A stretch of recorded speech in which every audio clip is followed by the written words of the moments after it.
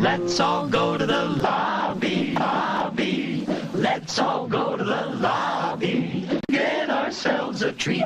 The following presentation has been rated P for propaganda.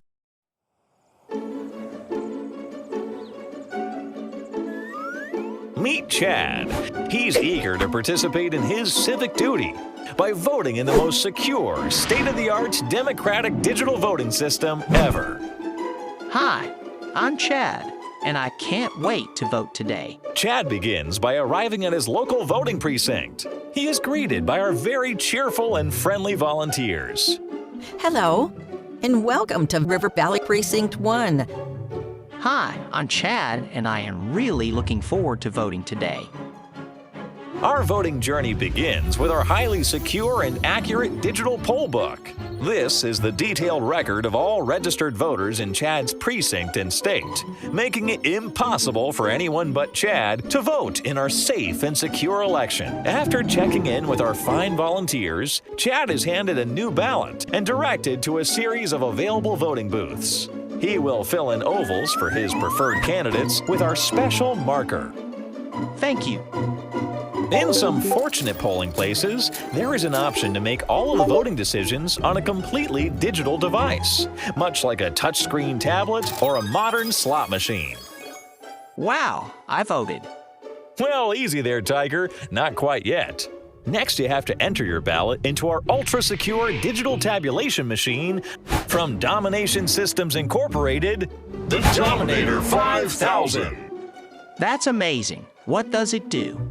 The Dominator 5000 takes every ballot cast at this polling place and totals the results inside of the tabulator. Our award-winning staff will be standing by for all your needs to ensure that your ballot is safely and securely delivered. That sounds incredible. It doesn't just sound incredible, Chad. It is incredible. And that means you have officially voted. Congratulations! Am I finished? Well, you may be finished voting, Chad, but your vote has a long way to go. In fact, it may have a late night. After this polling place closes, the final tabulation is transferred via an ultra-secure ballot data delivery device. Okay, I see.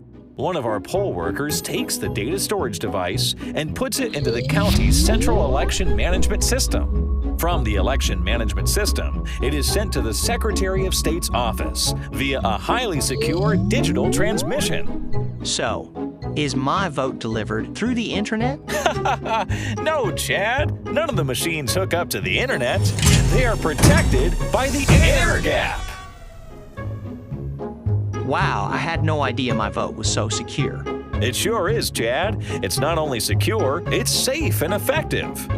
Now, you may be wondering how all of the TV stations can get the voting results so fast. I sure do. Well, after it leaves the Secretary of State's office, the vote totals are sent via that same highly secure digital transmission system. Then the results are resent out and transmitted back to the TV stations for election night reporting. That makes a lot of sense. So there you have it, Chad. That is how your vote is tabulated and processed in the most secure, state-of-the-art, democratic digital voting system ever. I feel so great about voting. But wait, Chad, there's more. Ensuring the sacredness of your vote comes with a fully backed guarantee from the U.S. government. Any misinformation, disinformation, or malinformation coming from domestic threats will be instantly eliminated, and any perpetrators will be removed to a safe and secure location. Sounds like my democracy. No, our democracy is being protected. Not only can I vote safely and securely, I can make sure I'm safe and secure for other voters. Ouchie. Thank you. Great job! You have successfully participated in the most safe and secure, state-of-the-art democratic digital voting system ever.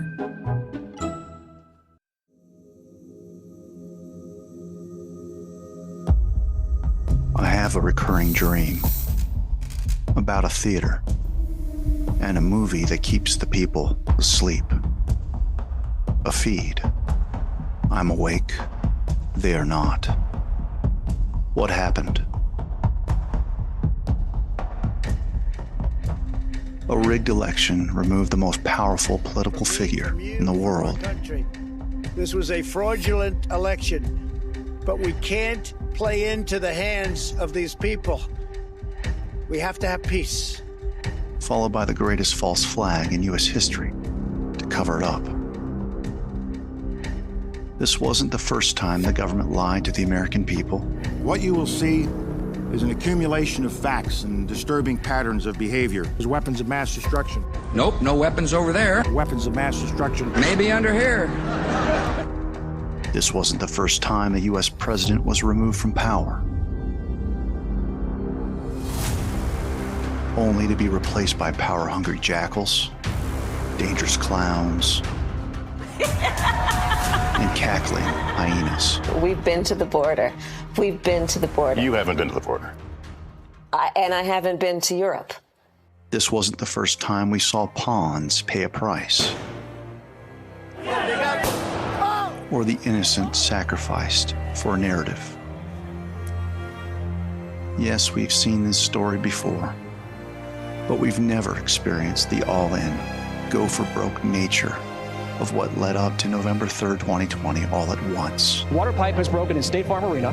State Farm Arena is where they were counting the absentee ballots of Georgia's most populous county, and now the tabulation has stopped. They've all stopped counting for the night? What made all of this possible? The eviction of God from the home, our schools, from our universities. Pray and act to end the sin of abortion. And how are you? My choice! My choice! And yes, even the church. Just as a person can choose whether the Holy Spirit will lead him, so a nation can choose. And our country needs a savior right now, and our country has a savior. And that's not me. That's somebody much higher up than me. Just as a person can choose darkness over the light, a nation can do the same. President Trump claims the election was stolen. The assertions range from constitutional arguments to sweeping conspiracy theories. They need massive personnel now. Can you get the Maryland National Guard to come too? And I cannot now in good conscience object to the certification of these electors. The violence, the lawlessness, and siege of the halls of Congress. And I was shaken to the core. And the Oscar goes to... Believe in God or not, what we have witnessed is the demonic come to life in America. Faustian deals negotiated, signed, and sealed by oath-swearing politicians. If I could make an arrangement where I had a stand-in, a front man or front woman, and they had an earpiece in. The president has put in place an organization that contains the kind of database that no one has ever seen before in life. And that database will have information about everything on every individual. The devil has called for delivery on 1,000 bargains struck. Pacts made with vanity-seeking celebrities.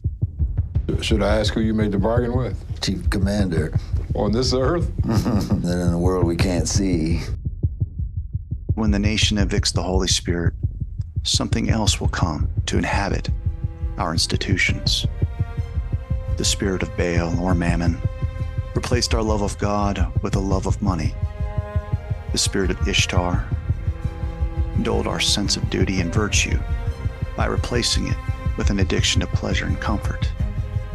And once our morality was compromised and we became lazy to our plight, the spirit Moloch lurked in the shadows to slaughter the unborn and traffic the innocent. But one spirit in particular opened the door for the others, the spirit of fear. This didn't happen out of the blue.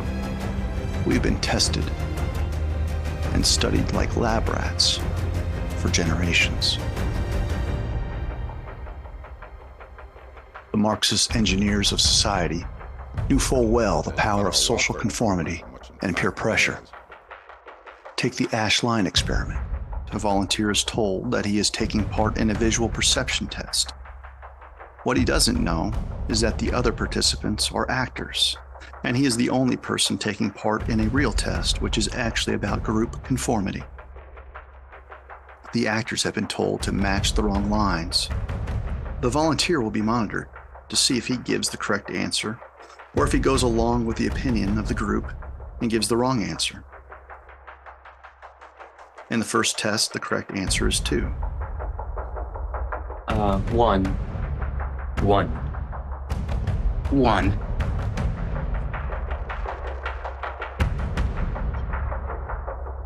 Two. 1.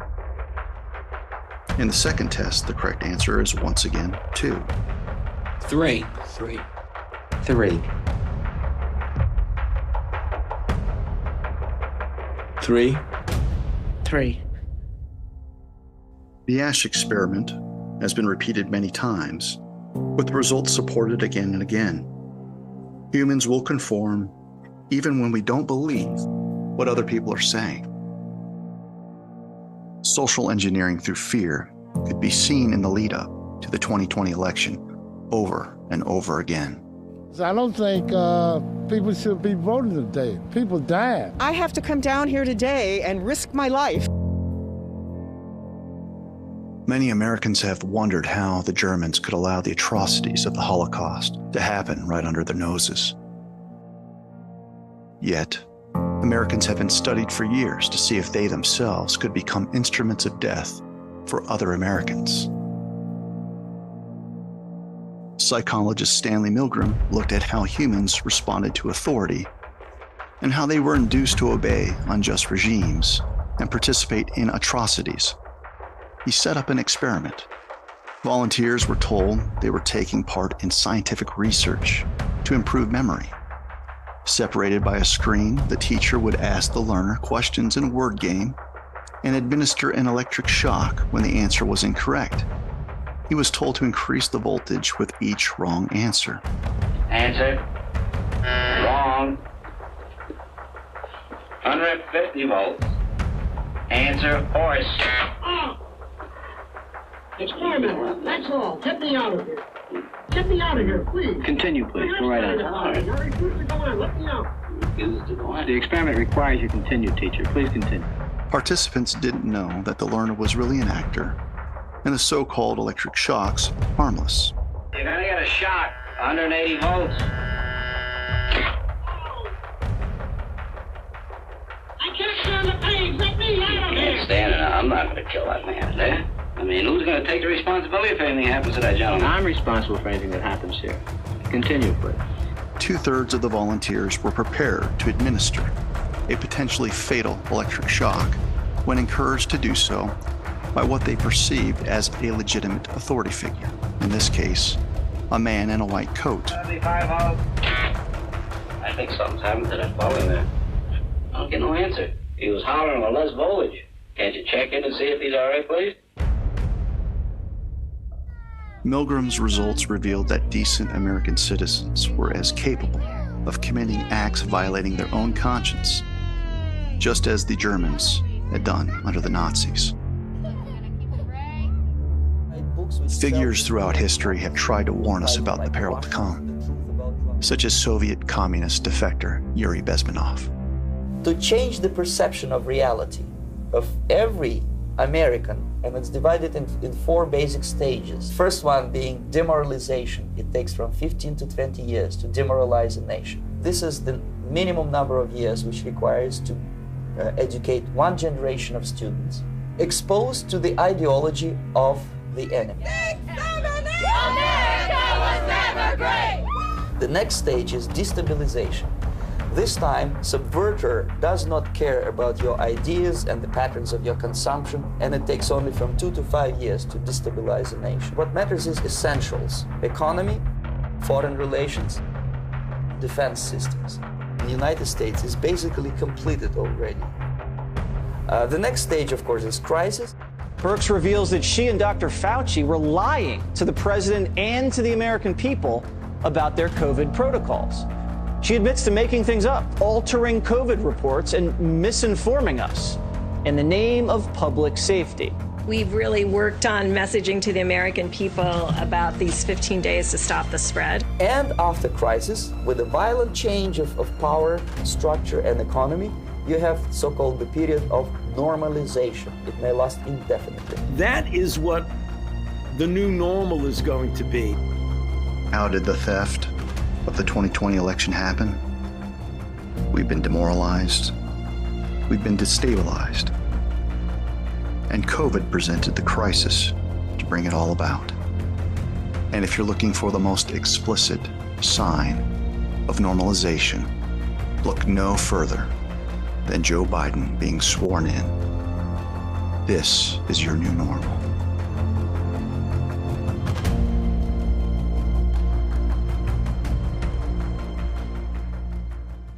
Now you might be saying, okay, we get it.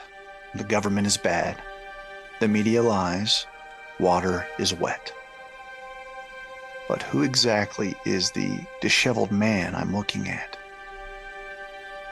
To answer your question, I suppose it depends on who you ask.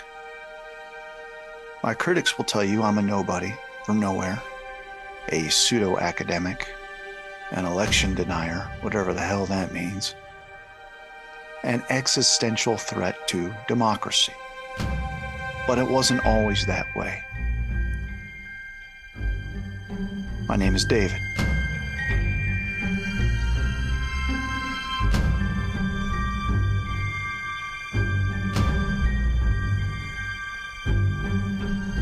Suffice it to say, there was a time I had a classroom and could teach students to discern truth from lies.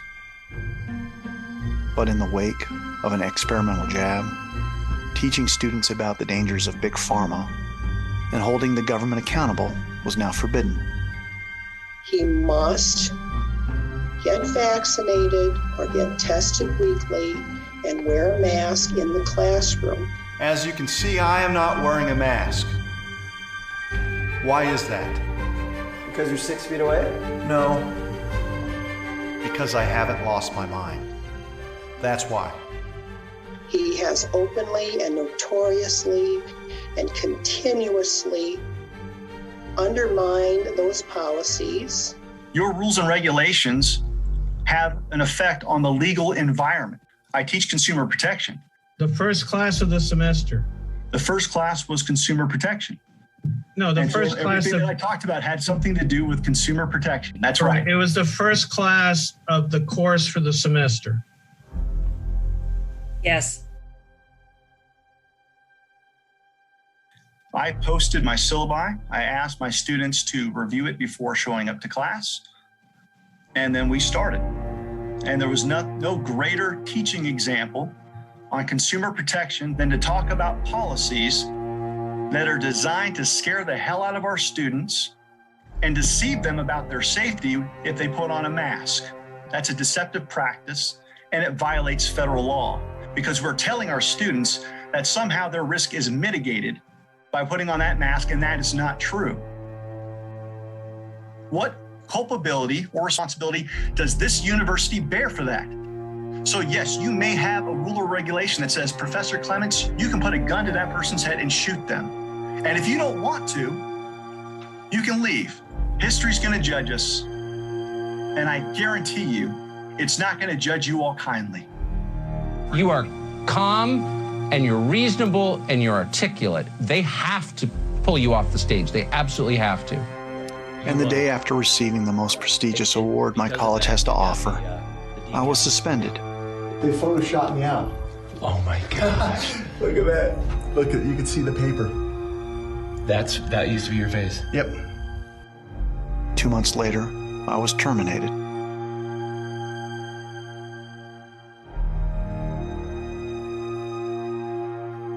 Now unemployed, political operatives set their sights on stripping me of my law license for merely commenting about the November 3rd election.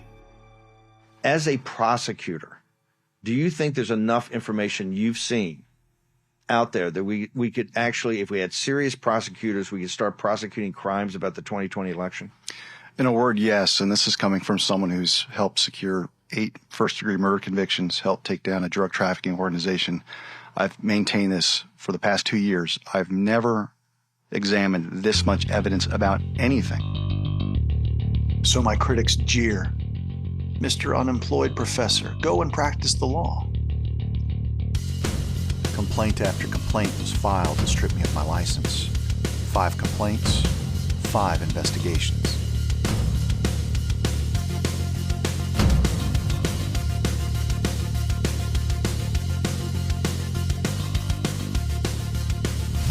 All this for refusing a jab that hurts, maims, and kills more than it helps. I don't mean to brag, I don't care, but I want you to know, double-vaxxed booster, clearly, Jesus loves me the most. Seriously. So nice, so nice.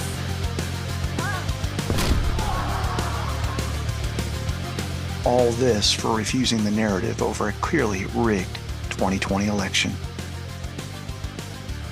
So why continue the path I'm on? Because the truth is the truth. And when you see it, you can't unsee it.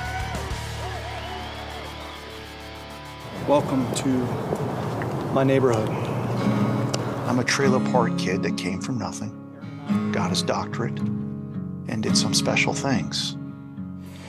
I'm a gray-haired punk rocker that used to play in dive bars until the government said I couldn't. We live a simple life. I'd like to get back to it. This window is down, not because I want it to be, but I've got an electrical short someplace. This is on the to-do list. We've got a lot of work that we'd like to get to today. Lavish swimming pool. Only the best stainless steel appliances. Sometimes you gotta make things match what you got there. I'm a husband to a bride I adore. A father to beautiful children who, in the midst of so much uncertainty created by their father, still haven't lost their spark, their joy. I'm a sinner saved by the blood of Jesus Christ, my Lord and Savior, the King. Since January 6th, all 3 of my children sleep together in our room on a pile of mattresses. As I travel, they keep watch over one another. We say our nightly prayers. I wake up 2:30, 3 o'clock in the morning, stepping over bodies. These are the 3 that are in rotation right now that many people see me wear. This one I had to retire just recently because a hole needs to get elbow badges. That's another thing that we're gonna have to fix. So I interview experts, attorneys, fact witnesses, victims, wherever I can find them out of my garage. New Mexico. I partner with my wife to oversee canvasses and audits. A lot of investigation into our 2020 election. We found a lot of anomalies. We investigate, report, help write articles, and shout from the rooftops about the stolen election wherever we can, and plead with those that are free to support those that are not.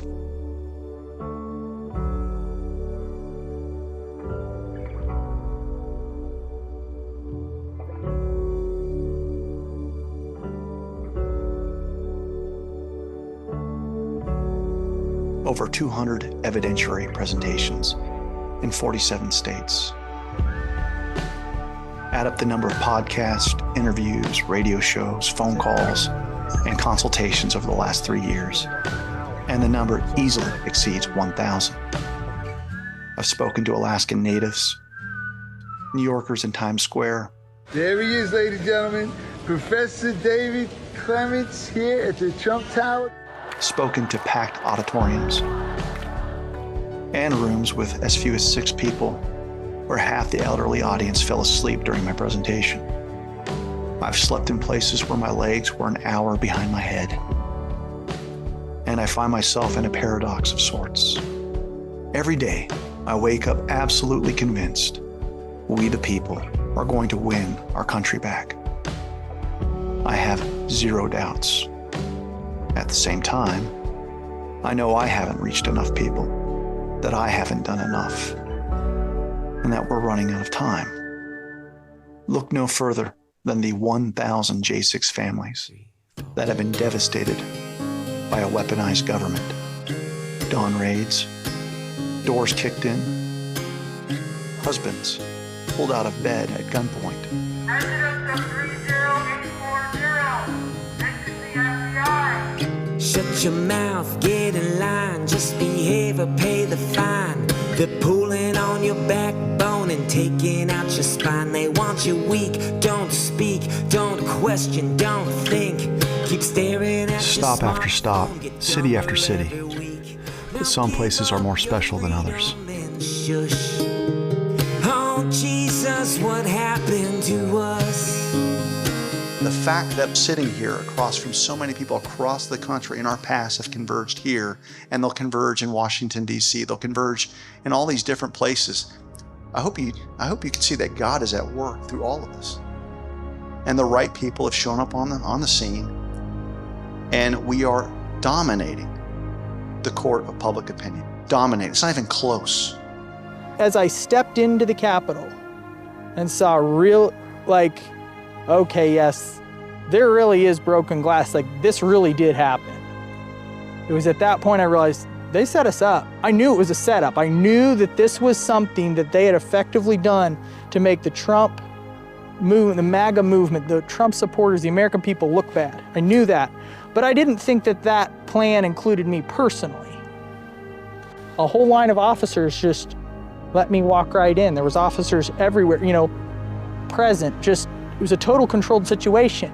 I was just in a state of prayer as I walked through the Capitol praying. I was very grieved. At some point just almost crying, and I probably did cry a couple times. You have family? Yes, sir. A wife and 3 children. Have you ever been in a cell before? No. It's a totally new experience. Gentlemen came down in suits and ties to come and put me in the chains and bring me up, and unnecessarily, they totally rattle you. What I read in there, just the way they were, it seemed like they were ashamed of what they were doing. They were doing something that was wrong to an American citizen. Yeah, for a sentence, he sentenced me to 12 months in prison, and then after that, there'll be another year of parole. My son has never been in trouble his whole life. Now finds himself with 2 felonies, no rights, and been locked up for 2.5 years. But now over 900 days in, I can say I've been scared for his safety every day. He found a sick mouse and he did a little surgery on it with items he had there. It had a bot fly. So he did his surgery, removed the fly, cleaned it up, kept the wound clean, and the guys loved it. They called it MAGA Mouse, and they were all excited, and the guards found out, and everybody was scared that they were going to kill the mouse, in the Green Mile. I don't know if you ever saw that. Yeah. So they started worrying, and they managed to release the mouse in time. But, he saved its life. It went around as a story. He's just very loving and caring. I lost my husband in 2018, and I don't remember a lot of that time. I kind of checked out. My kids thought, it might kill me. I thought it might kill me. But, when this happened and someone takes your child from you, when you think that you've kind of lost everything, it really puts it into perspective. I still have my children. This completely brought me back to life. I had something to fight for. The next thing that's got to fall are these failed, corrupt institutions. We've got to evict the people there, and that's why I work mostly on elections and the machines, because I desperately want someone that's gone on record that said, if elected, you can expect a pardon for all the J6ers. And by all, I mean there's some that don't deserve it, but those are the unindicted Fed co-conspirators. Those are the federal agents. Those people should be tried for treason. But all of you factually innocent, God-fearing, lovely people, you don't deserve the hell that's been thrust upon you. And when God Almighty sits and takes that judgment seat, it's over. So do what you can to improve the terrain until there is freedom. They told me that I had 8 strokes, but one of them was a bad stroke, and I think that's probably the one that affects me more. We've been unjustly charged with something that we didn't do. My youngest son, Isaac, and Aaron, my stepson, they were both trying to administer care to somebody, and they've been charged with worse crimes than what I've been charged with. Somebody sprayed me with something that was very toxic to my eyes. They were forcing us to the opening. The doors flew open. I kind of had to sit somewhere because I couldn't see. We are gonna go to court in Washington, D.C. that's coming up February. I'm 64 years old. I've never experienced anything like this in my life, and I'm really dumbfounded and astounded that I'm facing something like this. I put my SIMS card back in my phone. 2 unmarked cars pull in, surround me at the recycling center. And so they got me all in there, and that was a lot of fun. I'd never done the whole get naked and, you know, lift your whatever. I'd never done that before. That was really weird, but there was about 100 guys out there, all just taking breaks, talking to their families, making their phone calls. This guy stands up all the way across the room, another inmate, and he's just like, you know, Zach Martin. He's like, is there Zach Martin in here? And did you just get arrested? He's like, were you at the Capitol? And they'd seen it on the, like, or heard it on the radio or something. And I was like, yeah. I was like, yeah, that's me. And then he just like high fives me, and like all these prisoners are like at the table, like right next to her, are like reaching over the table, like shake my hand. I mean, it was the best trip to jail you could ever have, really. 20 years from now, I hope that we come here and gather on the other side of victory. God bless you all. Thank you.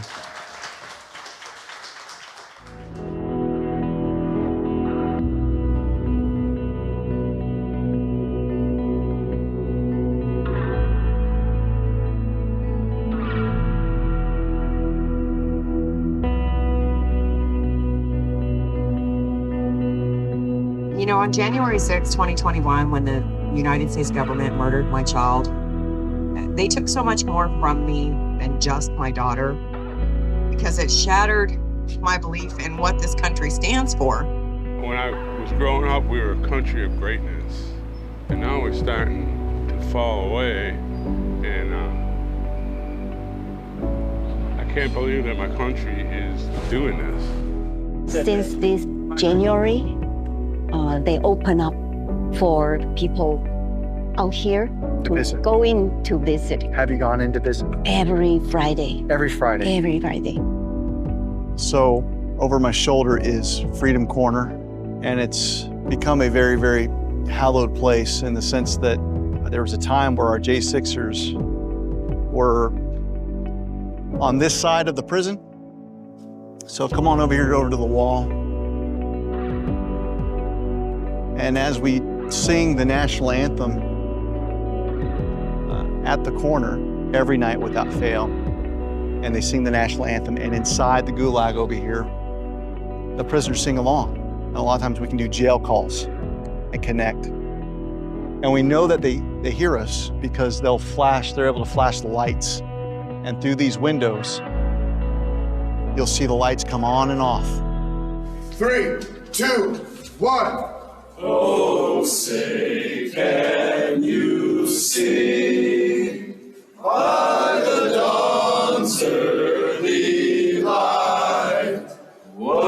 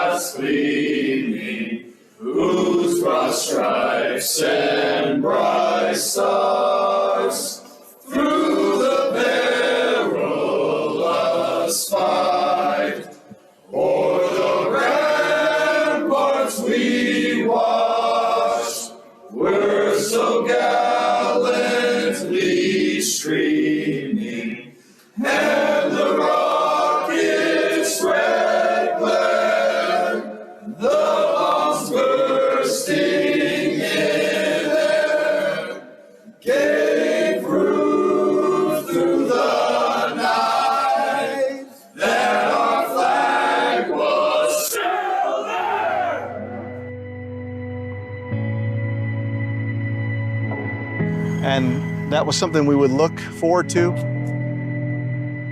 And at some point, the warden or whoever the officials are wanted to rob them of that joy, and they moved them away from the corner. So we're not able to connect the same way. Special place, though. Look around you. This is where the swamp wants our J6ers. There's still a disconnect with most Americans that don't associate what happened on November 3rd, 2020 with January 6th. But the reality is everyone that's rotting in there right now is in there because of what happened on November 3rd. Coming to Freedom Corner will put pep in your step on counting the cost and truly asking yourself, am I doing enough? And uniformly, the answer is no. And the reason that you know that the answer is no is because John Mellis, Jake Lang, Ryan Samsel, they're in there right now. So my travels, they really don't mean anything in comparison to what they're going through. Although I should say I'm not sure whether Lord... So many J6ers locked away by a weaponized government. Did you have confidential human sources dressed as Trump supporters inside the Capitol on January the 6th prior to the doors being opened? Again, I had to be very careful. It should be a no. So I'm going to make the assumption that there was more than one, more than 5, more than 10, and that you're ducking the question. I just can't speak to that here, but I'm happy to get the court filing that... Look, it's been 2 years. But how do you change that government when our politicians are selected rather than elected? When everyone is too scared to talk about the slave master that made it all possible?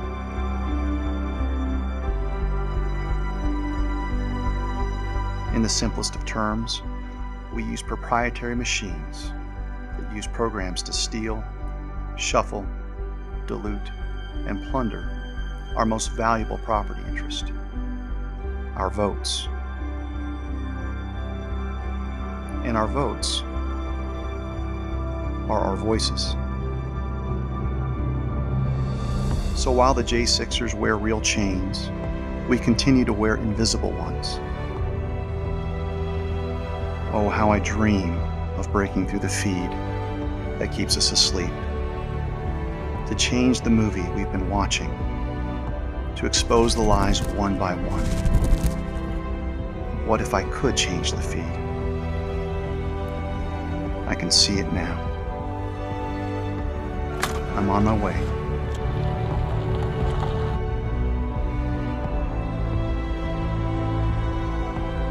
Awake, America. Awake.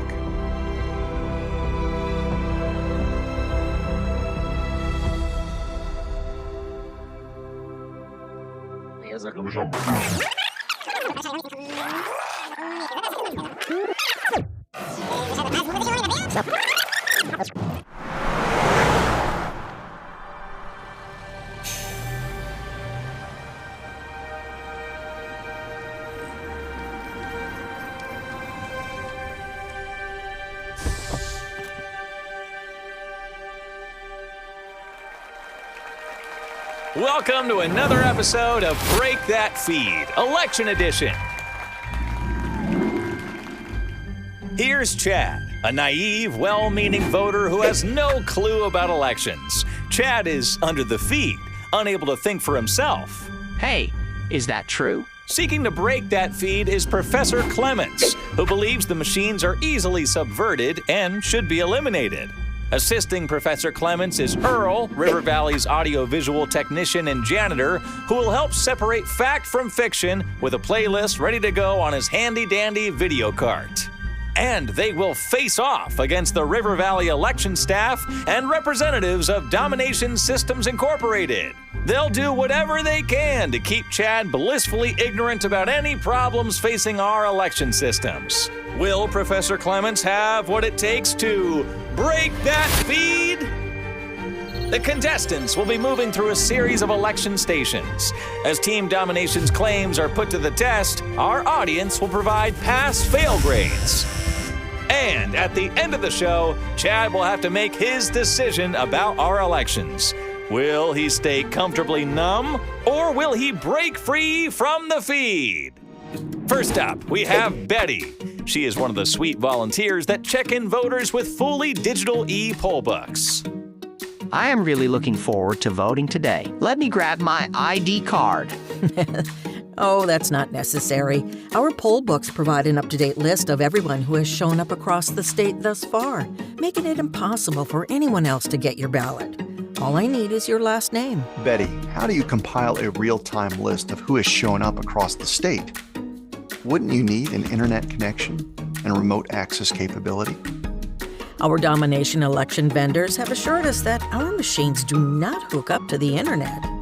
Well, that's the start of round one, and Betty starts us off with 3 amazing claims. Use of the e-poll books are safe even without voter ID, there is no internet connection, and no remote access capability. What say you, Professor? Let's get started. All right, here we go. So in the case of the electronic poll books, the legitimate connection to the network is to verify 2 things: that the person presenting themselves to vote is a registered voter and has not already voted in this election. Dallas County spent $4 million to buy 4,200 of these new electronic polling books from the same company that makes the county's voting machines. While these voting machines aren't connected to the internet, the polling books, which has voters' information, are. The polling books that we'll be using are fully compatible with our rigorous security system. What we saw in Dallas was that about 15 minutes before the polls closed, there was no one in line, and the count of people who had checked in started increasing. They just jumped again. All the numbers are jumping. Sitting here, we're doing nothing, and our numbers are just going. Hi, John. The last time I was like, I'm And the worker noticed that said, "Hey, what's going on here? The number's going up, and we haven't checked in any more voters." I'm now at 817. I'm 1,089 now. I just jumped to 9 times. There was a command coming into that poll book to say, "Check in this voter." Dr. Doherty is correct. Experts are finding dedicated modems that directly connect with the e-poll books to relay real-time data. It's not just Dallas, where e-poll books are being taken over remotely. During a Georgia Senate investigative hearing, a poll worker describes how her poll book was taken over by Dominion Voting. I understood that the voting system was separated from the world by an air gap, that they're not connected to the internet. What I thought I heard you say is that you were able to contact Dominion, they were able to fix the problem. That indicates to me that somehow they're able to communicate with the device that you have. Yes, sir, they were. I had to give them permission to take over my poll pad so that they could reprogram it. CISA teamed with states across the country to implement connectivity to AT&T's FirstNet network. Curiously, just after rampant fraud in Georgia's elections was exposed, AT&T's central office in Nashville, which served the region, was destroyed in a Christmas Day bombing. Finally, if you have a voting convenience center, by law, it has to be hooked to the internet. Well, let's check in with our audience on Team Domination's claims thus far. Safe even without voter ID? No internet connection? And no remote access capability? All right, a rough start, Betty. It makes you wonder why we're even using electronic poll books. There is a much more nefarious reason as to why they are being used. As people are voting, all I really need to know is who's showing up. So the internet-connected poll books tell me that. So if I have access to the voter registration database and those e-poll books, I can model the election. I know how many votes I need to inject. You see people that are stuffing ballots into drop boxes across your state. Did anyone think to ask, where did that mule get the information to stuff a particular drop box in a particular precinct with a certain number of ballots for a certain candidate? They're not going to these drop boxes blindly. There's a candidate that ran for office in Santa Fe. Her name's Catherine Clark, and she was getting her own copy of poll book data throughout Election Day. Morning, midday, afternoon, until the close of the polls on Election Day. At about 3 o'clock in the afternoon, she received a very curiously worded email from the Secretary of State that here is another set of poll book data just for you. And when you look at the digital record, you see that in the county that she ran for office, where over 70% of the ballots were accounted for, that number went to 0 for 12 minutes. Right after receiving an email at 3:27 p.m. In other counties, we saw gains of 20% of the vote in 12 minutes. Catherine Clark wasn't just a candidate on a ballot in Santa Fe. She was also an official of the Democrat Party. She was also a political operative that ran campaigns for other candidates throughout the state of New Mexico, and she was receiving poll book data for all 33 counties. So when you couple that with what you saw in 2,000 Mules, it presents a very compelling picture of manipulation. Well, Betty, let's see if you can restore confidence with the voters at the next station. Since we've checked Chad in, I will now hand him a paper ballot with anti-counterfeit measures. I'm also handing him a special black felt tip marker so he can fill out his voting sections with ease. Chad can rest easy knowing that the only one that is going to fill out and submit the ballot is him. Impressive! Next video, please. There were many problems discovered during the Maricopa audit. So in the first place, the Senate subpoenaed the ballots, and the Board of Supervisors delayed 5 months before they delivered the ballots. Out of 1,600 something boxes, all but about 50, the seals were missing or had been broken. There was no chain of custody on them. Dominion has a very specific requirement for ballot paper to be used in a Dominion scanner. So we're talking about something that's 4 or 5 times thicker than an ordinary sheet of paper. It has to be manufactured by the Roland Paper Company in Canada, and it has to have an infrared fluorescent watermark on it. Inside the scanner, there's an infrared light and a detector to make sure that the ballot that's been inserted is not counterfeit. But when the citizen auditors actually got to look at the ballots, they found 9 or 10 different kinds of paper, most of which came from Staples and Office Max. You say, well, how is this possible that they scanned 2 million ballots and didn't detect and reject the counterfeit paper?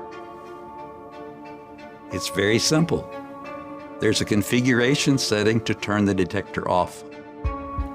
So basically, the machine was set not to check whether the paper being inserted was counterfeit paper.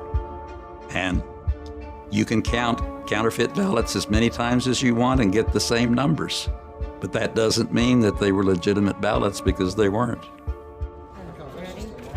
Acceptance of counterfeit ballots wasn't just relegated to Dominion tabulators in Arizona. In Alabama, a citizen went across the street and printed a ballot image on notebook paper. The machine accepted and tabulated the votes on every single ballot. So in other words, you can make 500 copies of one ballot and send them through. Just send them through. So this is why we need to be watching to make sure. Betty, those tabulators are gobbling those fake ballots like they were at an early bird Chinese buffet. And it looks like our audience has seen enough. On to the remaining claims. In these tabulators also exists a printer. So while you're scanning, if you happen to have empty ovals, the machine can fill out your ballot. Now you notice that some things are circled, but if you just look at the image on a screen, you can't tell that there's anything wrong here. But when we put our fingers on this physical ballot, we noticed a couple things. That these two ballot ovals were filled out by the machine. And the only reason why we caught this is that when you use a ballpoint pen, you can feel the indentations. Now, isn't it curious that every rhino, Democrat, and election worker says, don't use a ballpoint pen, use a felt tip pen. Make sure that you use black ink only. And why are they saying that? Because that's what's in the cartridge. And if you use blue ink on a ballpoint pen, you'll be able to see the difference. Here, during one of 8 county audits, Aaron confronts an election administrator with ballot after ballot being filled out by machine and hand. So here's 7 more. The administrator would do nothing with the evidence presented. Those months. I think we need to stop. I think you need to do your job. The audience has spoken. Chad, what will you do? I don't feel great about my ballot going through one of those machines. Chad, while this won't solve all your problems, why don't you use this blue ballpoint pen? It will at least make it harder for bad actors to cheat. Give that blue pen to me. All right, while Chad is filling out his ballot, we'll head over to the next station. Betty has tagged out, and replacing her is Heinrich Kummer, a domination machine expert who is standing by the Dominator 5000 tabulator. Chad, there's no remote access capability with the Dominator 5000. That means no modems, no chipsets, no need for networks like Verizon, AT&T, or Sprint. It's impossible to flip votes. And make sure that at the end of election night, we perform a little audit called a canvas. What wireless chipset / modem does the hardware hit? We support a variety. Verizon, AT&T, or Sprint, assuming all? Yeah, all networks. Currently in Chicago and Cook County, we work with Verizon to secure that network. Voting machines are not connected to the internet. This is something that you hear all the time in the US from election officials. Unfortunately, it's not actually true. And many new voting machines come with 4G wireless modems so that they can be connected to the internet from the polling place in order to upload the results faster. Whoa, that didn't take long. And you look and sound just like the guy on the video we just played. That guy's name was Eric, E-R-I-C. My name is Heinrich, and that guy is talking about Dominion voting systems. I work for Domination Voting Systems. They sound similar, but are very different. See, take a look at the logos. Now, I'll admit that video didn't help Team Domination, but no vote switching is happening. We'll see about that. Nation-state vulnerability expert Jeff Lenberg, who had top national security clearances at Sandia Labs over a 31-year career, was called to inspect both Dominion and ES&S machines in Michigan after 7,000 votes belonging to Trump were awarded to Biden. Here's what he had to say. Our team documented in Antrim external access to the EMS by an anonymous user, okay, with no credentials. That means they had full access to all of that software that was on. If they want to download that software, figure out how to subvert it, get back in, make changes, they can do anything they want to. This system was subverted. And the reason is that these indices that shifted had the effect of Biden's votes being thrown away, Trump's totals being awarded to Biden, and Jorgensen's totals being awarded to Trump. After gaining access to a forensic image of the Dominion election management system in Mesa County, Colorado, IT experts demonstrate how easy it is to switch tens of thousands of votes from Trump to Biden in seconds. by simply changing the index number next to each candidate's name. This is a backdoor utility called SQL Server Management Studio that is actually installed on the image of the voting system. So is it certified? It is not on the list of certified software. What I'm going to do first, I'm just going to pull up the presidential results in Mesa County for that election. And here they are. You can see Biden has 31,000, Trump has 56,000. Okay, so I'm going to come up here now, and I'm going to make a quick change. Change that. You changed that to a 2. Yep. I'm changing Trump to a 1. Okay. And then I'm going to come up here, and I'm going to rerun the report. And there you go. Biden, 56,000, Trump, 31,000. So I just flipped the results of the election using a tool that's actually built in to the voting system.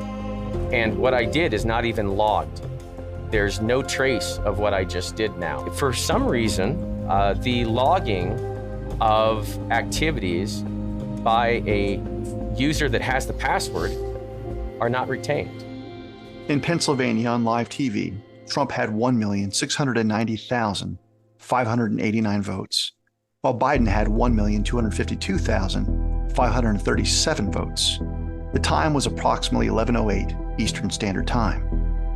The next interval report shows Trump's votes decreasing to 1,670,631, and Biden's votes increasing to 1,272,495. The time is approximately 11:09 p.m. Live on CNN, exactly 19,958 votes were switched from Trump to Biden. This means Trump lost 39,916 votes. During the 2021 election in California, 351,000 votes in favor of recalling Governor Gavin Newsom were deleted live on air. Impossible to flip votes? Survey says fail. Again, that's Dominion. I work for Dominion. And as I mentioned earlier, we do a canvas where we will compare the tabulator printout tape with the computer results. So for example, if you were to load 7 ballots right here, right now, let's say 1 for an independent candidate, 2 for Biden, and 4 for Trump, everything would match perfectly. Let's put that claim to the test. So this first ballot is for Jorgensen. Yeah, this ballot is for Biden.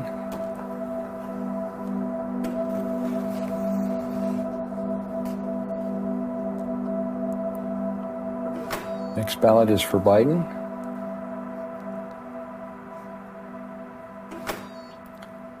The next ballot is for Trump.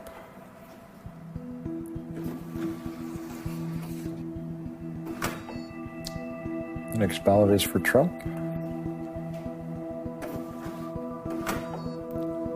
The next ballot is for Trump.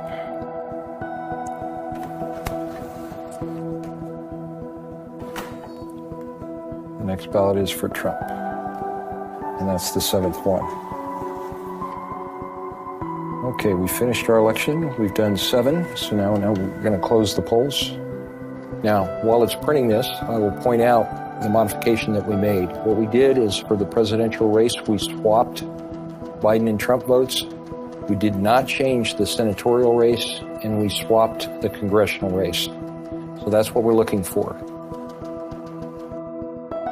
What we see is Joe Biden got 4, Donald Trump got 2, and Joe Jorgensen got 1. So you'll notice Biden and Trump votes are swapped.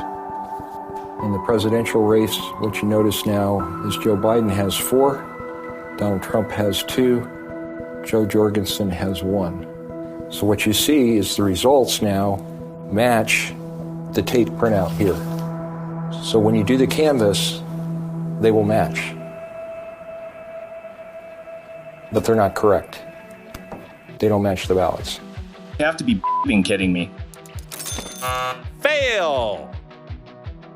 3 stations down, and it's as if the entire atmosphere has changed at River Valley. The machines and ballots, this very gymnasium has lost much of its luster. But the show must go on. Chad, please feed your ballot into the Dominator 5000, though I'm unsure what good it will do. Next up, we have John Fastos, CEO of Domination Systems. I see that I'm losing you, Chad. Time to call in the boss. And Mr. Fastos.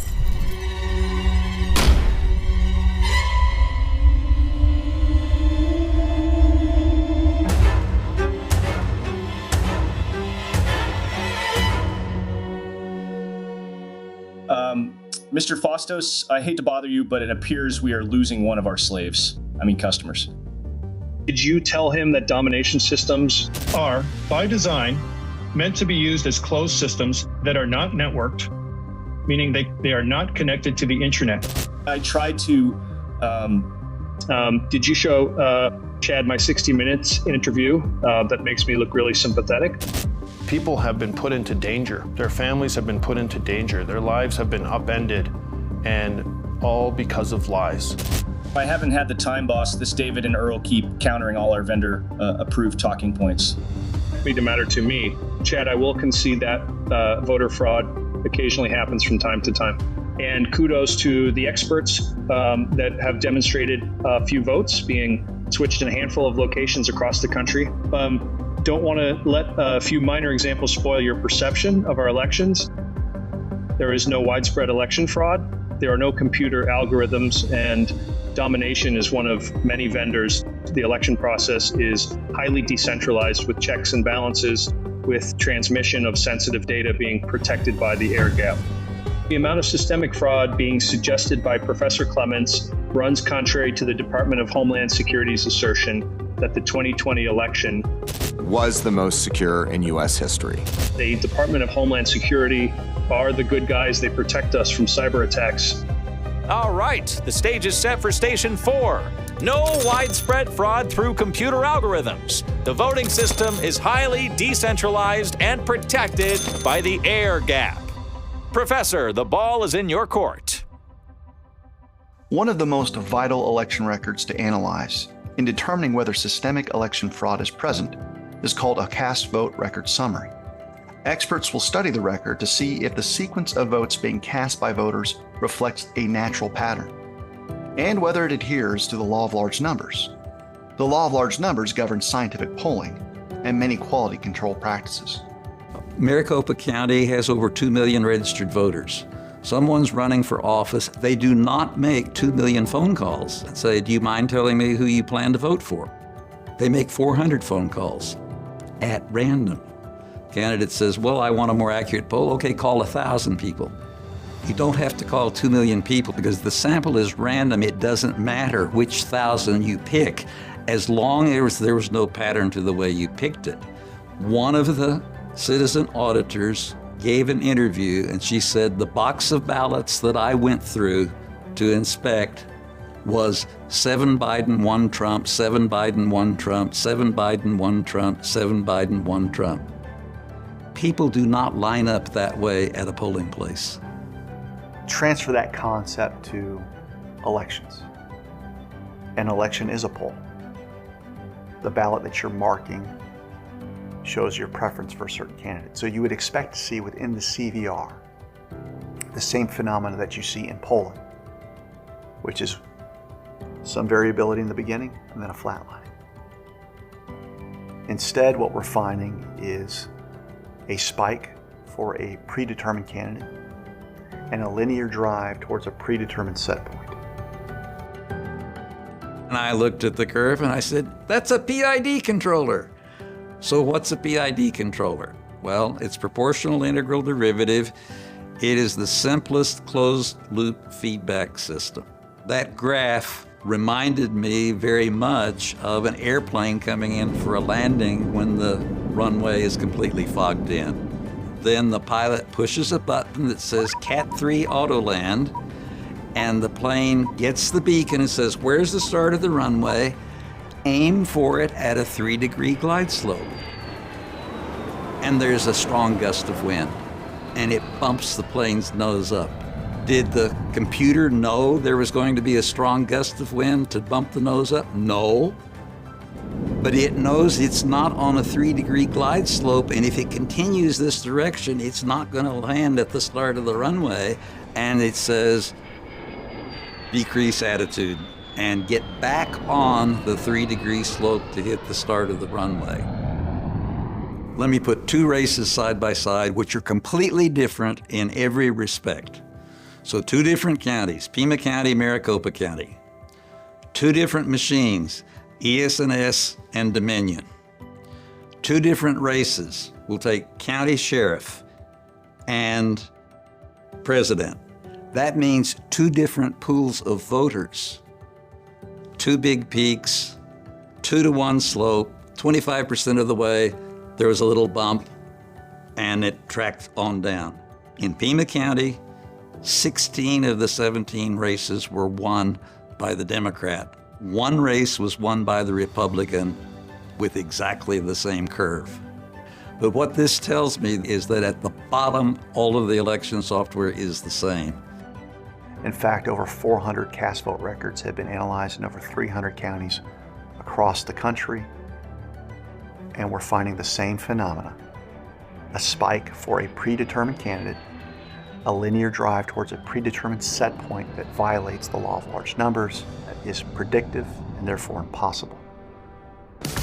How is it that Congress routinely holds a meager 25% approval rating, yet the candidates win election after election?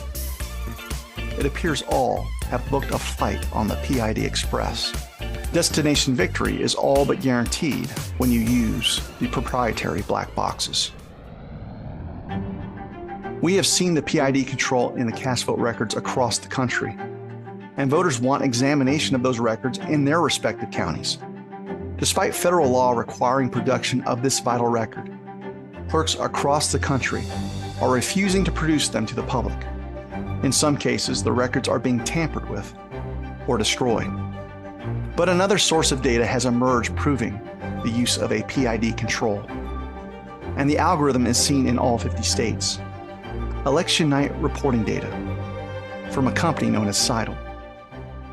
Look at Trump and divide his votes by Biden's votes. You have a Trump to Biden ratio. And when you do this, a picture will leap out at you. Think of your thermostat. You want to set your temperature in your house to 70 degrees. So you crank that furnace. So look, it's going to get to that set point.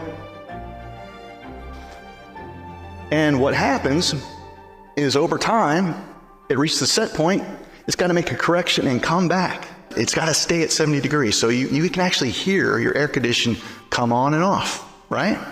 Now let's look at elections. This is the Trump to Biden ratio when we're looking at election night in Georgia. What you need to know here is that that set point means victory for Biden. If Trump gets above it, he wins. But if it comes back to that set point, he loses. So we see Biden vote injections, and then we see an impossible arrangement of data throughout election night. So what's going on right here is to maintain this set point, just like you want to maintain that 70 degrees in your home, they have to have 50-50 ratios. So when you have a batch of votes that come in from election night reporting, guess what the ratio was? 50-50. But we got to keep it there. We got to maintain the set point. So the next batch of votes comes in, it's 50-50, 50-50, 50-50. How many batch sets in a row do you think happened in Georgia? 55 batch sets in a row at 50-50 to maintain that flat line to bring it in. Wow. But over time, you need to drive down with greater precision to make sure that you definitely get the set point. And so what happens is over time, we saw over 90 batch sets of votes where Trump got 49.9% versus 50.1% from Biden. Wow. In a row, over 90 reports from this Seidel data that we were able to monitor in a row. Folks, you can't out-cheat or out-vote the machines. It's gonna find its set point. It's pretty horrific. Would we all agree that elections are supposed to be additive processes? So each interval report, you would expect to see more votes, not deletions. More votes, not deletions. Well, look at this real-time video of the Edison reports. You got total votes at the top, you got in-person votes, and then only have mail-in votes. And look how it pauses, and there's oscillation and deletions. This is the algorithm trying to figure out the math problem that is you. And if I let this video play to its completion, you'll find out it wasn't just Pennsylvania. We've got 3 counties in North Carolina. We got 3 counties in Georgia. And guess what? In Georgia, we know for a fact that CITL directly contracts with the state to get that data. So you should not see any deletions. You should see no oscillation. Once they've put everything on the internet, cloud-based software, and the canvas is complete, they take that USB drive, which has read-write capability, and they put it back in their county EMS computer. Our Secretary of State calls this protecting the air gap, because there's that gap, right? You use the USB to move the data over. But this is the opposite of protecting an air gap. By using a USB that other people have handled that isn't actually secure, and you're downloading data onto a computer that supposedly holds the official election results, it's a farce. All right, so he just handed me a USB drive. Okay, I'm just going to do this really quick. You're going to lose my audio here for a minute. So here's my hand. All right. Plugging it in. So he just plugged in the USB drive. I'll keep my hands up here off the keyboard. And I'll keep my hands up here. Watch the screen. So this is running another backdoor utility, a second one that is on the voting system, pre-installed. It actually just ran some database commands using that second backdoor utility that's on the system. And now I'm going to press the execute button. Okay. So I'm clicking my mouse. And notice that the elections flipped again. So Biden now has 31 and Trump has 56, the way it was originally. If a election worker wants to tell me that our machines are not hooked up to the internet, it's stored away behind a locked door, it's placed there under armed guard, and there's no chip modem devices, then I can concede, for the sake of argument, that perhaps that machine wasn't hacked. And that could be the truth. But if I get a cast vote record summary from those tabulators, and I see an impossible arrangement of votes, that tells me that it was subverted a different way, because it was subverted. So pick your poison.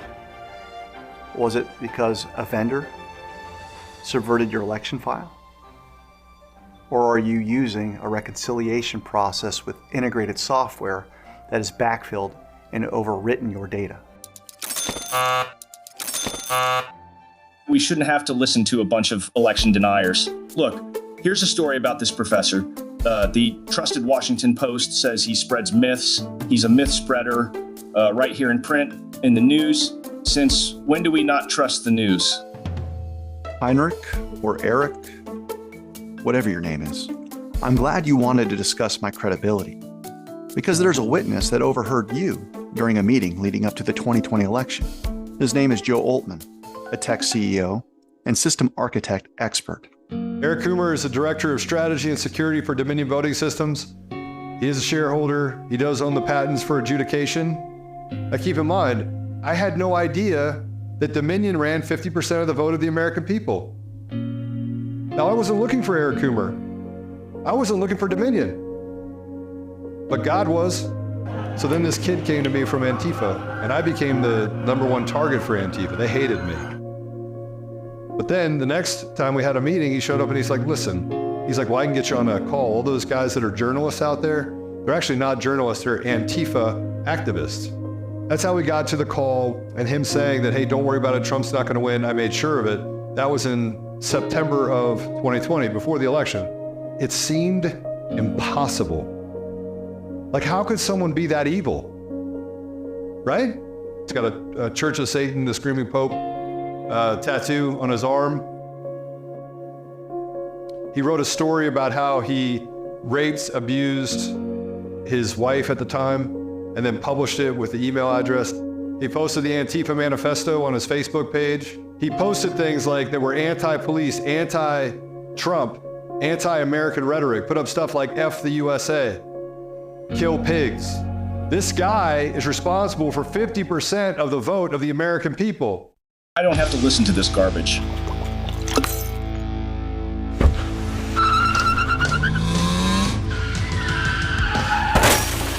So you had a little accident down there, huh?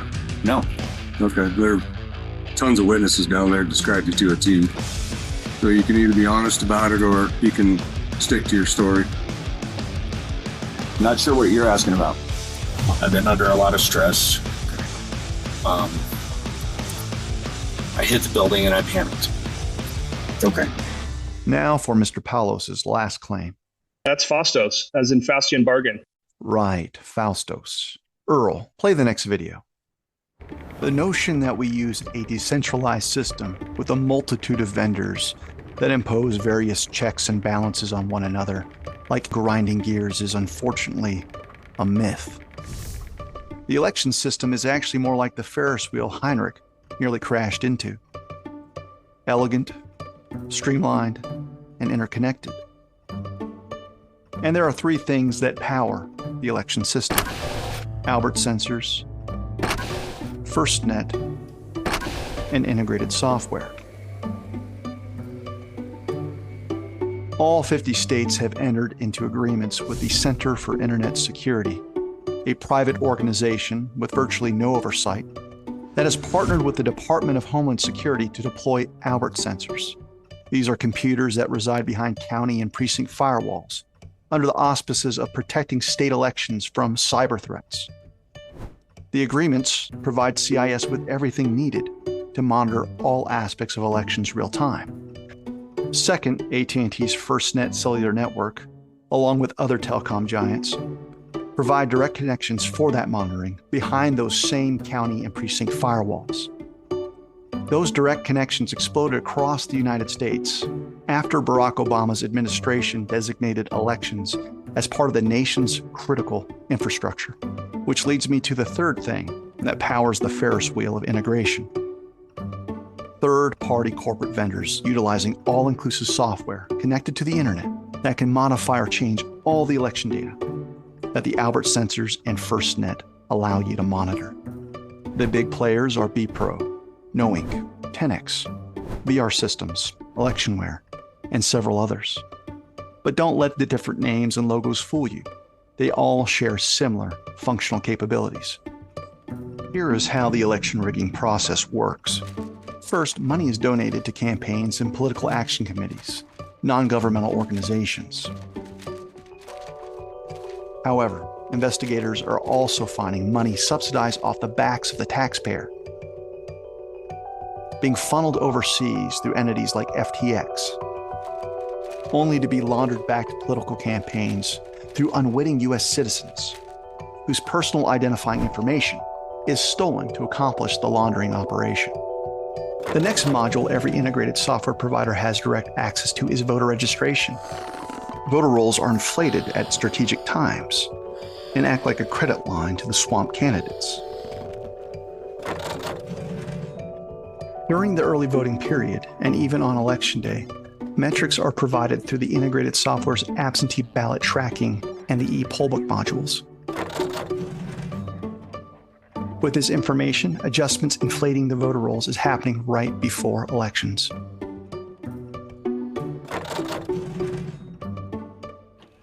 Ballots can be printed and even pre-filled ahead of time, many of which are produced out of thin air, are picked up at NGO headquarters by ballot mules. The mules will strategically deliver illegal, fraudulent ballots to drop boxes paid for by Mark Zuckerberg, most of which have no surveillance cameras. Election workers retrieve the ballots from the drop boxes and run them through the tabulators. In the event that voter turnout wildly exceeds the predictions or modeling of bad actors, the tabulators can be hacked, or the integrated software used in the states can simply overwrite the tabulated results. To accomplish the needed correction, state election officials will be told to stop counting. The election reporting system will be rebooted to create new set points. Once losing candidates will emerge victorious. And during the dark hours of the night, And in the days following the election, fraudulent ballots will be brought in until they more or less match the digital manipulation. Delayed reporting of the official results will now be asserted as the new normal. Now you might be saying, nice theory. Do you have proof? Well, let's take it from the top. Remember the campaign finance module and claims of money laundering? Let's start there. FEC data shows that some senior citizens across the U.S. have been donating thousands of times per year. Some of these individuals' names and addresses are attached to over $200,000 in contributions. You've had occasion to do some investigation that many of us have seen thanks to James O'Keefe. We started looking at the donations that were coming in to the different campaigns and the different candidates. The FEC records indicate that you donated $32,000, 3,000 different contributions people made at this address in your name. Are you aware of that? No, stop f***ing with me. Whoa. It is fragmented so that it falls below large donation values that are usually more scrutinized. And the bizarre nature of these donations caught our attention. Sometimes twice per day, going to so many different campaigns, upwards of 800 different campaigns, and many of them not in their own states. You did donate to ActBlue, right? Yes, once in a while I donate $5 or so dollars or something like that during election year. What about $18,850? I doubt that. Not that many donations. No, I don't think so. You're listed as someone who's given over 31,000 individual contributions to various causes for a total of $230,000 using your name in this address. No, that's not us. 18,672 different contributions that total an amount of $170,221. No. And it's almost as if you need some sort of software, some sort of structure in place to be able to even understand the way that everything is going on. Usually, there is a vestige of, yeah, I did donate to ActBlue like once, or yeah, I've done it a couple times. So I think that really corroborates what you're saying, Peter. On October 9th, 2021, we had this particular Smurf unwittingly show that there's 183 transactions in this person's name for over $4,000 on that particular day. But the bigger picture, I think, is when you look at the pattern on the chart over time, and you can see again that is not human behavior. This is a computer algorithm that's spreading up or divvying up, whether it's $5, $10, $50 million amongst tens of thousands of Smurfs across the country. The next module every integrated software provider has direct access to is voter registration. The most startling thing was that was the primary of 2022. We started in June, and we were getting daily updates because that list of people that request mail-in ballots, for example, gets updated on a daily basis. And as we're going through this list of addresses, a road jumps out at me because it was local to my town called Red Belly Road. I looked at it, it just jumped off the page at me. I went, looked at Zillow, couldn't find it. Couldn't find it in Google, couldn't find it in any of the tax appraiser records. And then we were like, what's going on here? Where'd this road come from? So we went and looked to see who was currently at that road, because we had the current voter rolls, and we noticed that 37 people at that month, in that month that we were looking at. Lo and behold, everything came back as 12th Street. And then when we looked up 12th Street, all these people existed. Their deeds matched, the addresses matched, everything was in Google, everything. So it was like, okay, how did these people go from 12th Street now to a fake address? And out of those 37 people, 5 of them requested a mail-in ballot. As we're looking through this, we get the new disc for August. We checked the new disc again for these same voter IDs. Now everybody's been switched back to 12th Street. So if you're following the timeline, they were 12th Street in the 2020 election. They switched to Red Belly Road somewhere around June. They requested 5 mail-in ballots that showed delivered. Why on earth would they show these ballots as being delivered to a fictitious address? And then right in time for the official results of the election, they were switched back to 12th Street. We always thought that the voter rolls were static, kind of like a piece of sheet of paper that you're just appending new records. We didn't think that older records were being manipulated in real time during the election. That example of Red Belly Road was what we call an address flipper. That in our mind is identity theft because we actually went and had affidavits on everybody on that street right after the election. No one knew what we were talking about. No one asked for their address to be changed, and more importantly, nobody on that street asked for a mail-in ballot. So the other ones that we saw was the insertions. Insertions was basically you would see somebody that was previously marked inactive in another county. They would be reactivated and slipped into a new county, and sometimes their birth date would change, sometimes their name would change, and in most cases their party changed. So we were seeing them slip these new people into new counties, and then per the supervisor election, if they're looking at that person, they would just think that this is a new person that just moved into the state. They had no idea that they were previously marked inactive in another county. And then the last one is probably the most troubling is deletions. For example, Palm Beach County had 53,000 people removed from the voter rolls for a month, and then they came back in December. So they were just deleted for 1 month, and then the next disc that we got, they were put back. And this was Trump's county during the election. I am to believe that you passed in a mail-in ballot in October and you were deleted in November from the voter rolls? Like, that doesn't make any sense to me. So the first pattern I looked at is our Secretary of State publishes how many people are registered in every county and every precinct on a monthly basis. So I started by plotting that, and I found that all of the counties would change by approximately the same percentage every month. This enormous buildup in registrations in every county, and they're all going together in unison, all 33 of them.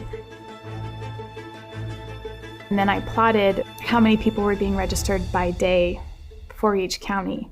They had this perfect weekly repeating pattern. So I just knew that isn't real, that you cannot have 8 people show up every Tuesday in Doña Ana County to register, and 6 of them are going to be Democrats, and 1 will be a Republican, and 1 will be a declined to state. That's just not how people do things, especially not in 2020 when everything was shut down.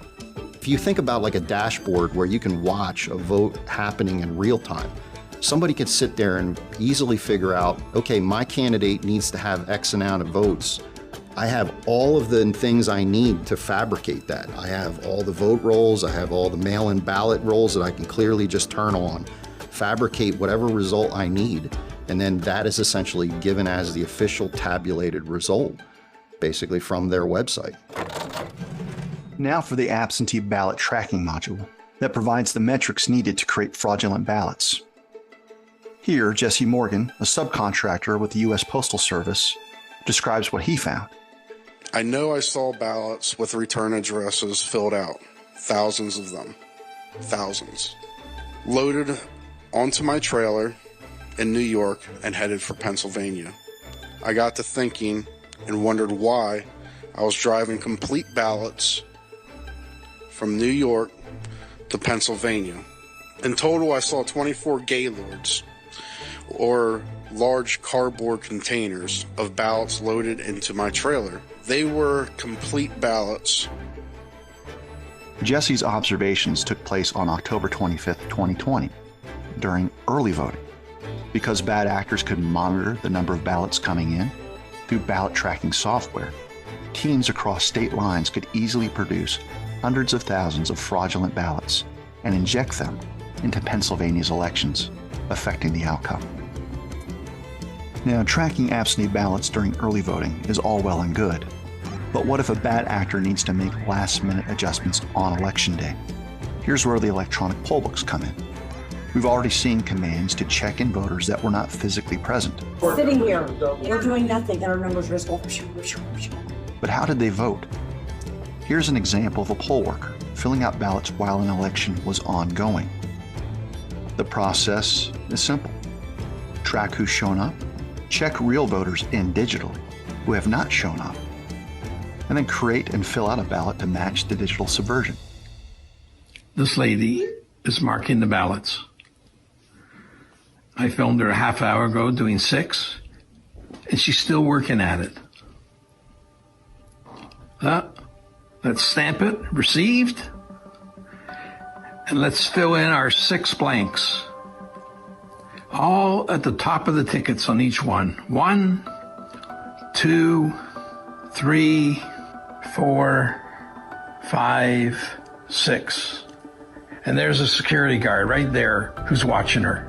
Disgusting. We've already addressed the cast vote records and the subversion of tabulators that led to an impossible arrangement of votes. Just no integrated software such as TotalVote allows bad actors to overwrite tabulated results once they are transmitted from the county on their internet-connected election management systems. But what about real voter turnout, wildly exceeding the bad actors' predictive modeling and the algorithms used? What then? Election officials will instruct workers to stop counting, and the media will begin to shape public perception. Election workers in Allegheny County are back to work after pausing counting overnight. Butler County had to press pause on counting ballots. Nevada, meanwhile, has stopped counting votes until 9 a.m. on Thursday. Good morning, Heather. They did have to press pause overnight. They will be back in a few short hours, expected to resume counting around 8:30 this morning. Fulton County is now going to stop counting at 10:30 p.m. and will resume their count at tomorrow morning. They basically stopped counting tonight. They're going to start counting again in a few hours. It's already tomorrow morning, right? Here's where it gets really bizarre. At Fulton County, most populous county, it is Atlanta, they just stopped counting at 10:30 p.m. They stopped counting their absentee ballots. They said they'd pick it up in the morning. So everyone stopped counting. Now it's time to reboot, create new set points, and gather ballots in the dark of night while observers are sent home to again match the digital subversion. This thing where we've got on election night, we look at the cumulative votes of competing candidates. This is Trump versus Biden. Now, you'll see here the winning candidate at some point is Trump, and he's winning handedly in Wisconsin. And then all of a sudden, you see this massive injection for the losing candidate. That would be Biden. This is what has become known as the F curve or the fraud curve. And it's become meme-worthy. This is basically the banner. This is the flag that is flown by all the fraudsters out there. We saw the same F curve in all of the swing states. I told them how the Georgia runoff election for the 2 senators was going to go. I gave them the model. Republicans are winning. Guess what happened? System went down, came back up, and it flipped. I went to Washington, D.C. on January 4th, 2021, and I met with counsel for Pompeo. Now, how much surprise do you think was on his face? None. Ruby Freeman, about early in the morning, when the woman took when the whole gang took the stuff out of from under the table, right? For some reason, they put it in 3 times each ballot, and I don't know why. All right, so what we're looking at here are 2 different batches of votes. Scanner 5162, batch 234, image 59, and scanner 5162, batch 235, image 19. And what you can see is that, like on this vote right here, we've got this exact same little tail. Here's the next one that shows, you can see Republican is written there, Republicans written there. This is ballot 61, this is ballot number 2, and then each one of them even has this little dot in the Fannie Willis. Okay, and do you have more of those? We have the entire batch. There's 62 images in here total, and I didn't even get a chance to go through all of them. Do you know do you know who those ballots? Do you know who they were made out to? Do you know who they were voting for? No, not specifically. Did you ever check? We did what I described to you earlier. No. Did you ever check the ballots that were scammed by Ruby Freeman, a known political operative balloteer? Did you ever check who those votes were for? We looked into that situation that you described. No, they were 100% for Biden. 100%. There wasn't a Trump vote in the whole group. They also create phony ballots, and that's a real problem. That's my opinion. But they create a lot of phony ballots. All that's left in the cheat is to now delay reporting, with the media creating a new perception, namely that it is perfectly reasonable to get results days and days after an election was held.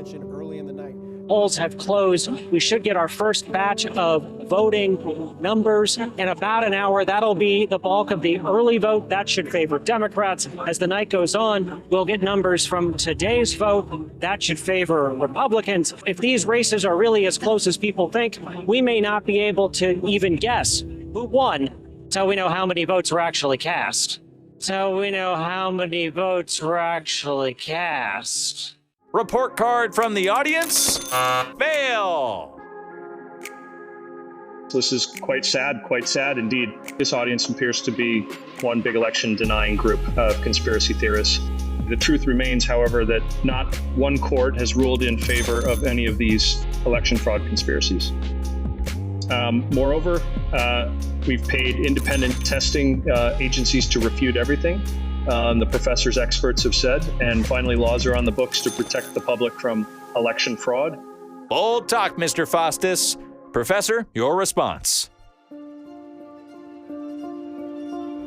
And the 65 Project stands for the 65 cases that were filed that the radical left deemed to be without merit. And all of them were dismissed. But it's now an out lie. There are about 90 lawsuits that you can actually find that were filed either by Trump, the RNC, or the GOP.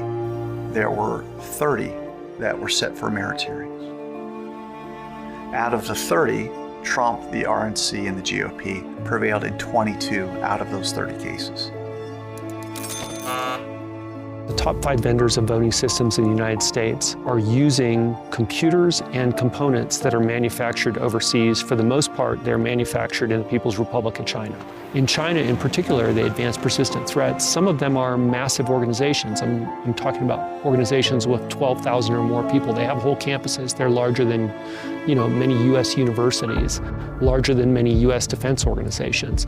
And they are solely focused on the exploitation and penetration and infiltration of U.S. and Western technology. We've had numerous supply chain compromises of critical national security systems in the last 8 years. Not one time has the Election Assistance Commission put out any kind of a warning. They still have not warned all the election officials, nor the public, nor notified Congress that these issues were happening. Instead, they have allowed us to use them in election after election, certifying the elections, and they pretended everything was okay. The Threat System Management Office basically simulates threat. We basically play bad guy. I went and talked to, at the time it was Wiley Labs. They said, hey, we want you to do an independent assessment of our testing procedures that we have and evaluate it. So they said, we're going to provide your report up to the EAC to show that you've assessed us and where we stand and all that. So in order to do that, I, of course, first have to see, well, what are you testing to? What are the standards, the requirements? The very first thing I found is the VVSGs were inadequate. I always refer to them as they weren't standards, they were substandard because they are not sufficient. These are systems that if you were looking at an overall industry organization, these would be your critical systems, just like the ones that process your credit card payments. After I've hacked into a system, I write the report. I would say for your normal, what's referred to as a kiddie scripter, which knows about hacking tools and knows how to use some of the tools, but has no basic knowledge of systems really well. And this is people who can just watch a few YouTubes on Kali Linux or something like that and get into these systems. On a scale of 1 to 10, with 10 being the most difficult, how easy is it to hack into these systems? So, as foreign adversaries, you're talking about advanced persistent threat level players. So can I go to a 0.5 instead of a 1 as the lowest, since that's not a 0? When you do the financials for a major corporation, what an auditor does is what they do is they go in and they look at the systems, and there's a lot of work that's done there. You got to make sure there's no gaps, no way that this system is going to come up and generate the wrong number. Across the country, when you've got systems that are in use in these elections and you can't look at them, we can't even have access to them. I mean, it's beyond belief. Any of those things in front of a board, they'd say to the management, the CEO, get it fixed right now, and that's it. It's not an if. It needs to be fixed right now. And if there's a system that bad, get rid of it. We don't want it. If you don't have support for the numbers, find it or make the adjustments. You're putting us at huge risk here. And the same with the processes. If you've got processes where people are able to do things behind closed doors and you're not letting the auditor see that, that needs to be addressed right now. Who's going to be fired? That's the way it is. And so when you compare that to this election of 2020, absolutely, it was stolen because it never should have been certified. What I'm saying is nobody's following the federal law, including the vendors. There's really 3 laws that apply. There's the National Voter Registration Act, there's the Help America Vote Act, and now there's FISMA, which is the Federal Information Security Management Act, that applies because it was declared as critical national infrastructure. There's a tremendous error rate in the voter registration rolls. People that are looking at material compliance issues from New Mexico and Arizona to New York and Pennsylvania, they're all finding gross inaccuracies. As a co-author of the Help America Vote Act, have you observed material compliance with the act over the past 20 years? No, not at all. And the certifiers certify anyway.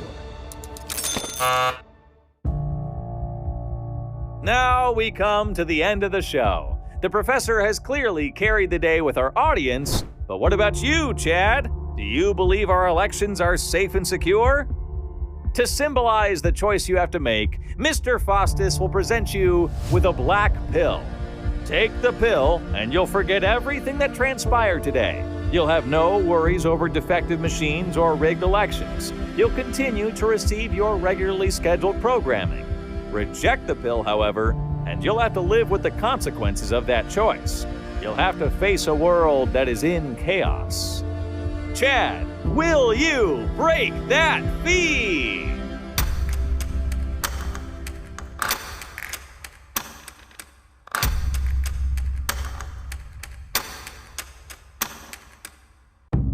I'll never take that black pill. Someday when the war is finally won, after all the damage has been done, you will look around and have to ask yourself, did you wake up with the lions or did you just stay asleep? Someday when the truth has been revealed, after all the effort to be healed, you will see the wounded everywhere you go. So wake up with the lions, don't let yourself stay asleep. Wake up to the crossfire, wake up from the lies, wake up from the fear that's covering up your eyes. Wake up from the hate and wake up to the cries. Wake up as a warrior fighting for what's right. I'm sorry to interrupt this happy ending. What's that, Rube? You need to send them home. Tell them we had a water main break. Water main break? Yeah, tell them it's not safe to be here. We need to evacuate the building. You'll have to tabulate votes with no observers while everyone else goes home. Everyone except Chad, you stay right there. Oh, and Chad, you heard the announcer. You rejected my black pill. That means you have to live with the consequences. By your choice, you become a purveyor of malinformation. You are a threat to democracy, a threat to our narrative. Nurse, give him his medicine. Ouchie. Director Ray, we've got to dispose of these listless vessels.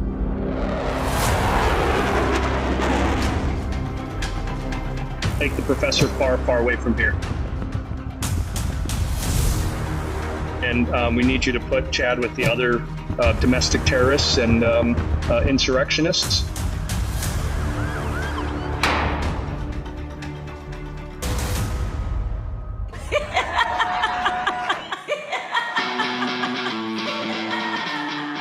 Does anyone notice that the election rigging Biden administration never goes after the riggers, but only after those that want to catch and expose the rigging dogs? They are rigging dogs. They are horrible cheaters and liars.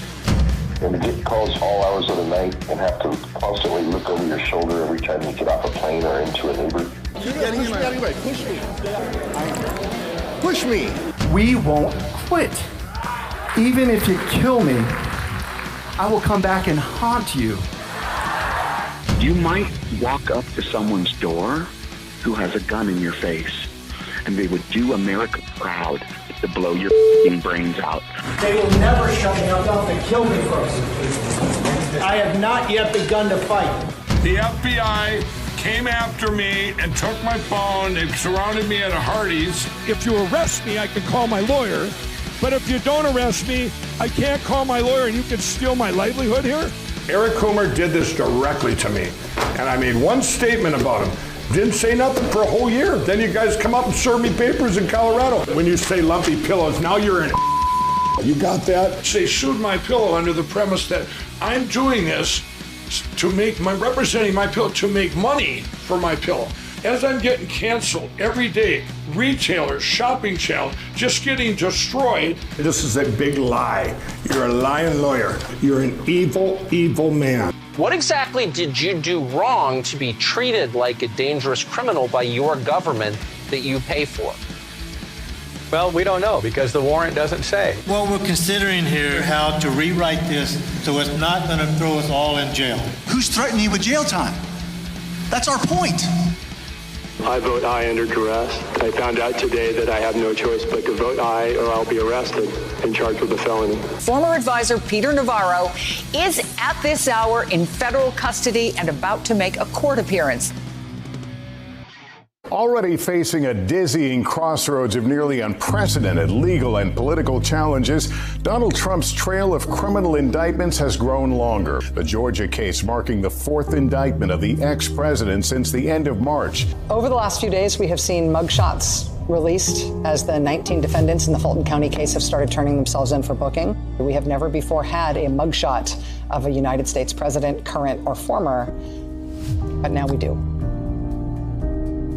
While today we are announcing charges against these 16 defendants, this remains an ongoing investigation, and our department has not ruled out potential charges against additional defendants. I look forward to presenting the evidence in court and to a swift, speedy, and deliberate resolution that best serves the interests of justice. I'm letting you know that as we get close to the end here, I would much rather treat your Mr. Lindbergh as a witness as opposed to a suspect.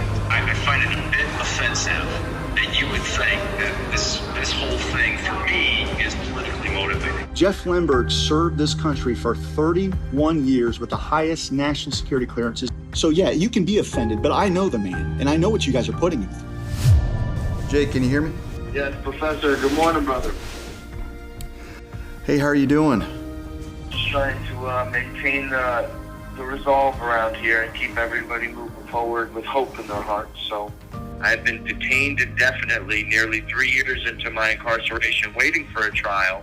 And now they have started to arrest my star witnesses. You have 1 minute remaining. You know, like baton death march just out of the unit. And I got thrown up against the wall, punched in the gut. It was an act of psychological warfare that you do to prisoners of war. We didn't know where we were going, why they were moving us. It was like the crack of dawn. Thank you for using Global Telling. Global Telling.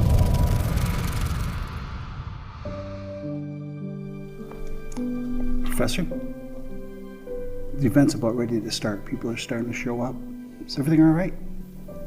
Yeah, I'm fine. I was just daydreaming. I'm ready to start whenever you are. All right, thanks.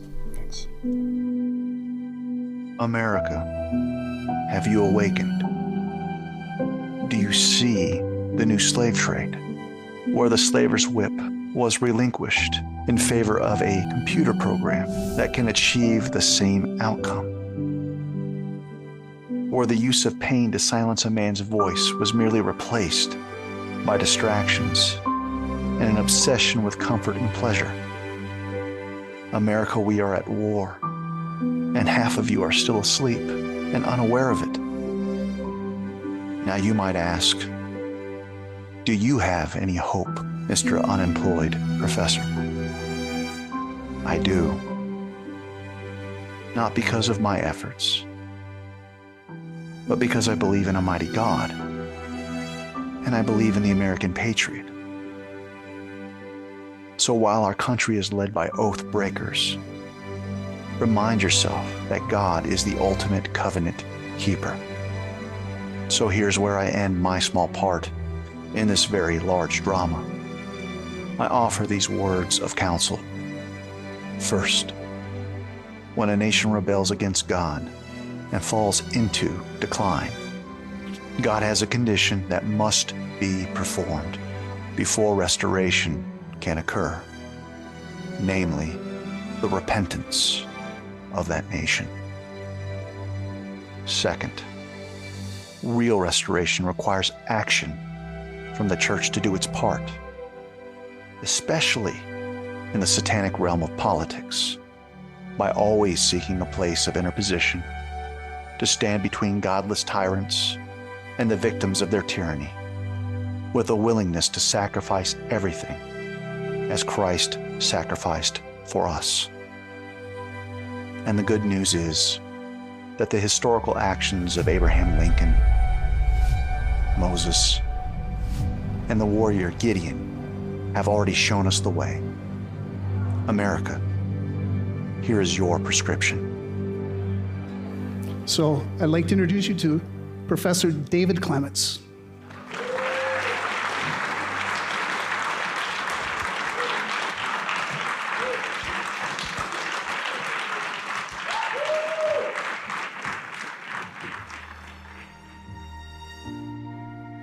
If my people, who are called by my name, humble themselves and pray and seek my face and turn from their wicked ways, then I will hear from heaven and will forgive their sin and heal their land. I think Abraham Lincoln was in a very similar time in history that we are now.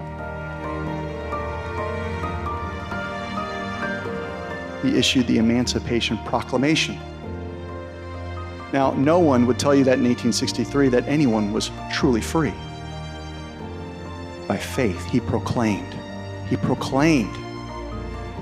a state of reality that had not yet occurred.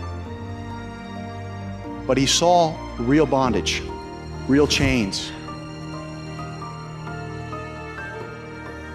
And there were so many laws on the books that made it okay to discipline your slaves, to whip your slaves. The nation was fractured, and the divisions were deepening because the true church, the ecclesia, were also proclaiming in their own way that this is wrong.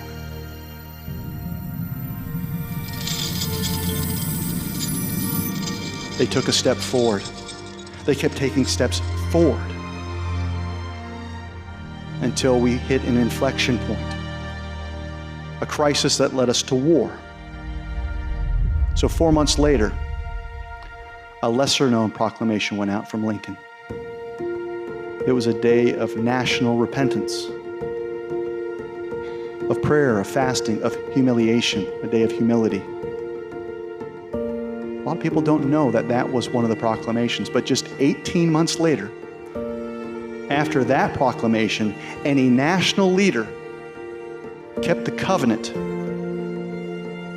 God moved swiftly, and a miraculous vote was achieved just 18 months later, which led to the abolishment of slavery.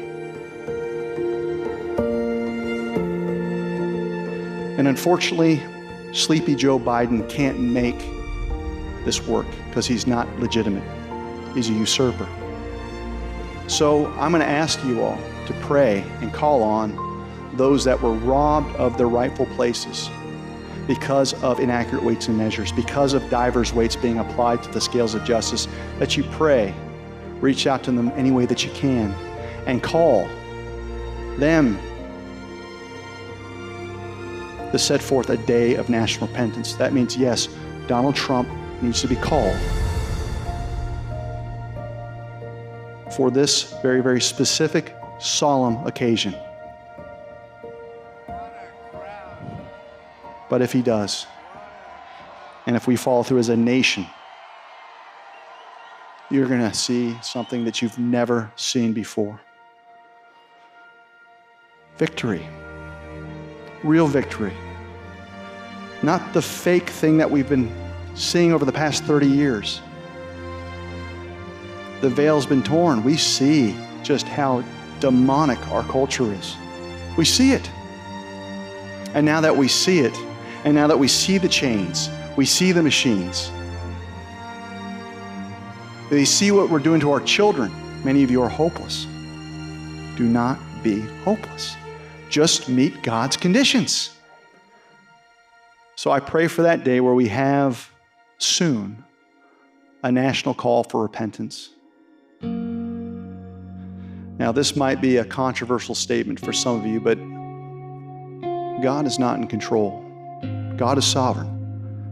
But if God exercised his control right now, in this moment, in this season, you would not have the cheating that you're seeing, usurpers taking hold of offices. In God's infinite wisdom, he established Christ as the head of his church and believers as the body of Christ. We are the hands and feet. He has delegated control to you. So everything that we see that we hate, it's not God's fault. It's my fault. It's your fault. It's the body's fault. You don't like stolen elections? Don't blame God. You don't like abortion? Don't you dare blame God. We have not done our part. In our country, we've established a representative democracy, a republic, which means that you all comprise what is known as we the people. And to be we the people, you have to be a people of self-governance, meaning you have to be masters of all affairs in your lives. And there is a place where you get to participate in this experiment.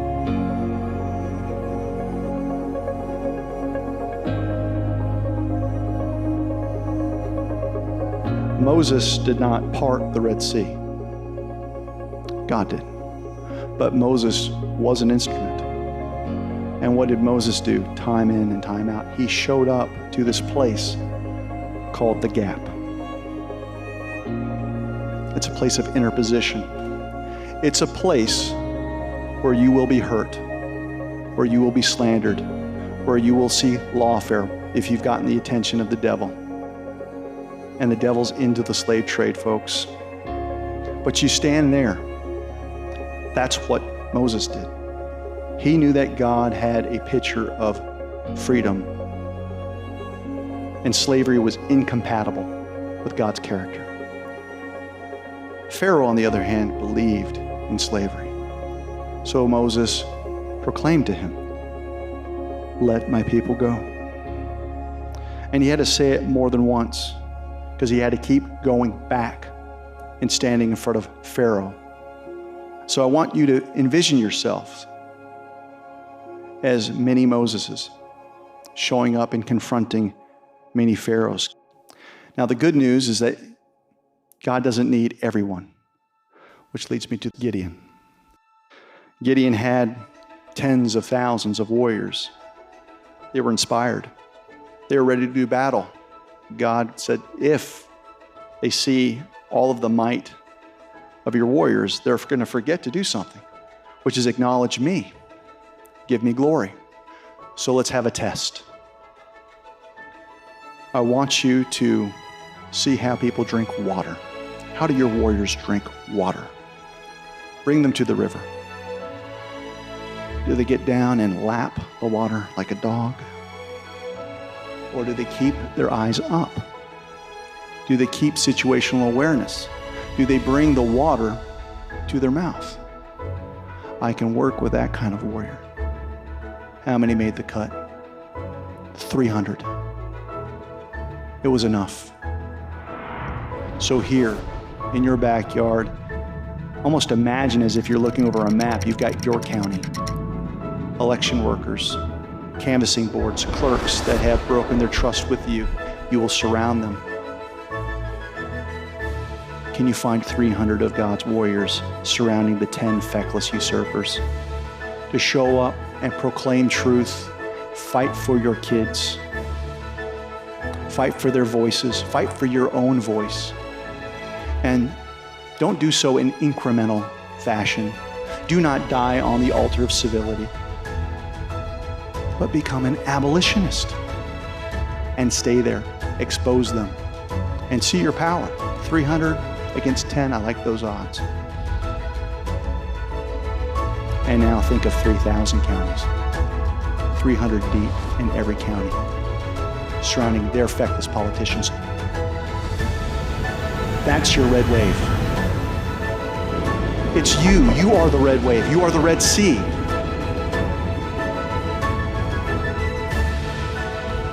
God won't part it the way that he did before because he has delegated his authority to the body of Christ to move. And when you move, you are unstoppable.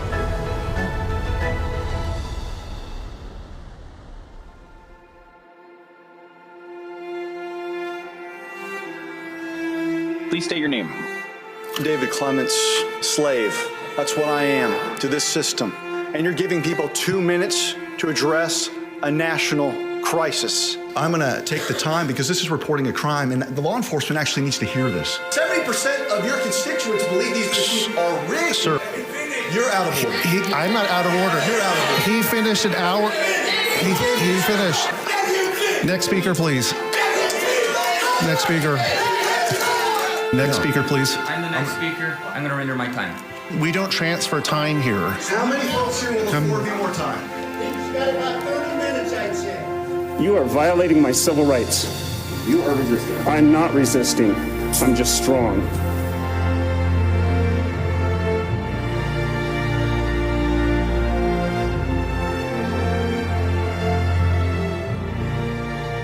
What they do to one of us, they do to all of us. Stand with the tyrants or stand with the people. This is a battle of good and evil.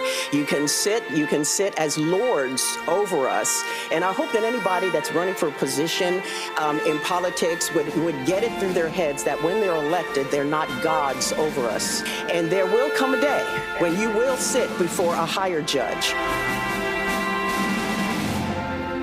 Every single one of us who's a poll worker right now is making fun of you. You cannot say that this went well. Those are lost votes.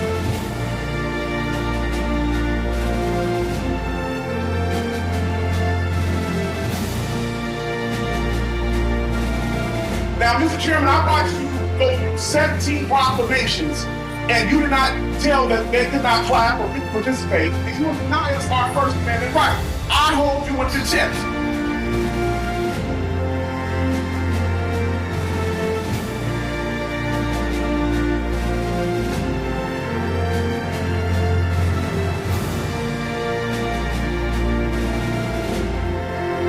I think there's coordinated efforts to make sure that certain people get elected. There's something wrong with our system. Do the right thing. Defund the machines. This is not a request. This is a statement that we expect you to carry out. We're done with this. It's over. No more. If you support the ultimate elected, please stand up.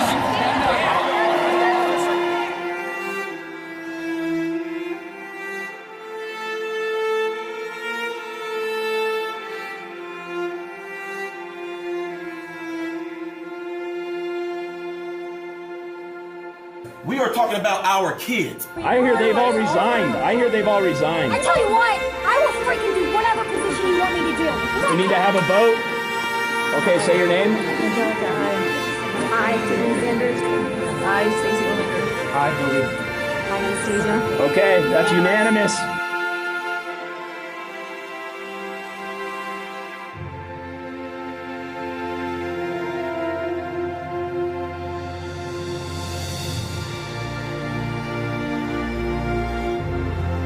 I don't understand why we can't count our own ballots at our precinct level. Today, I am here to overturn the money changers table because the trust of the citizens of this county has been betrayed. Every citizen has standing to request the same.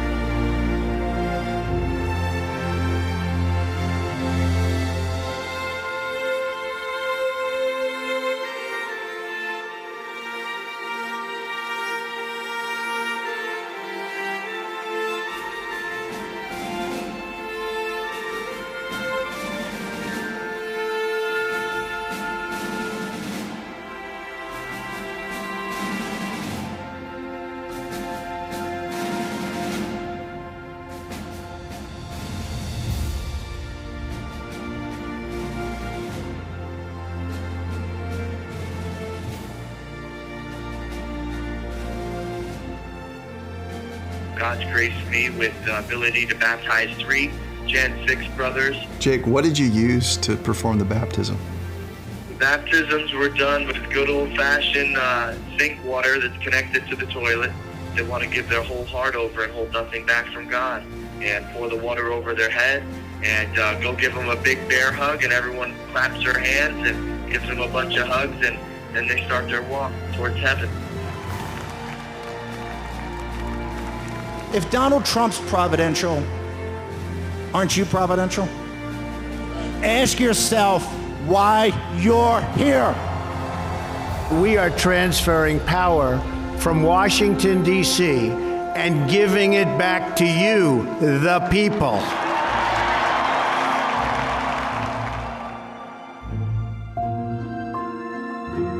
Christ conquered everything that you could ever be afraid of.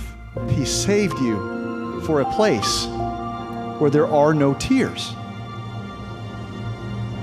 where there's joy, where there are no dominion machines,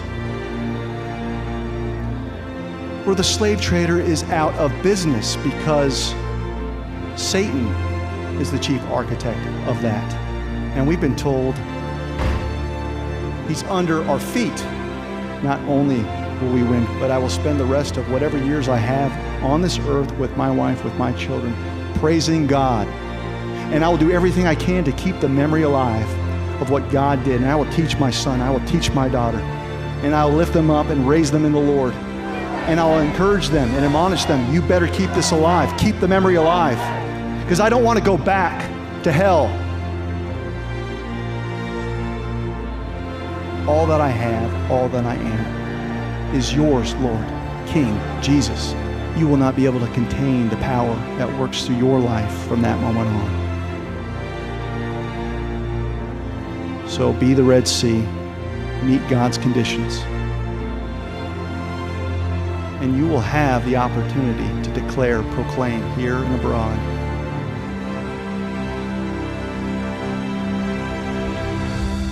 Let my people go.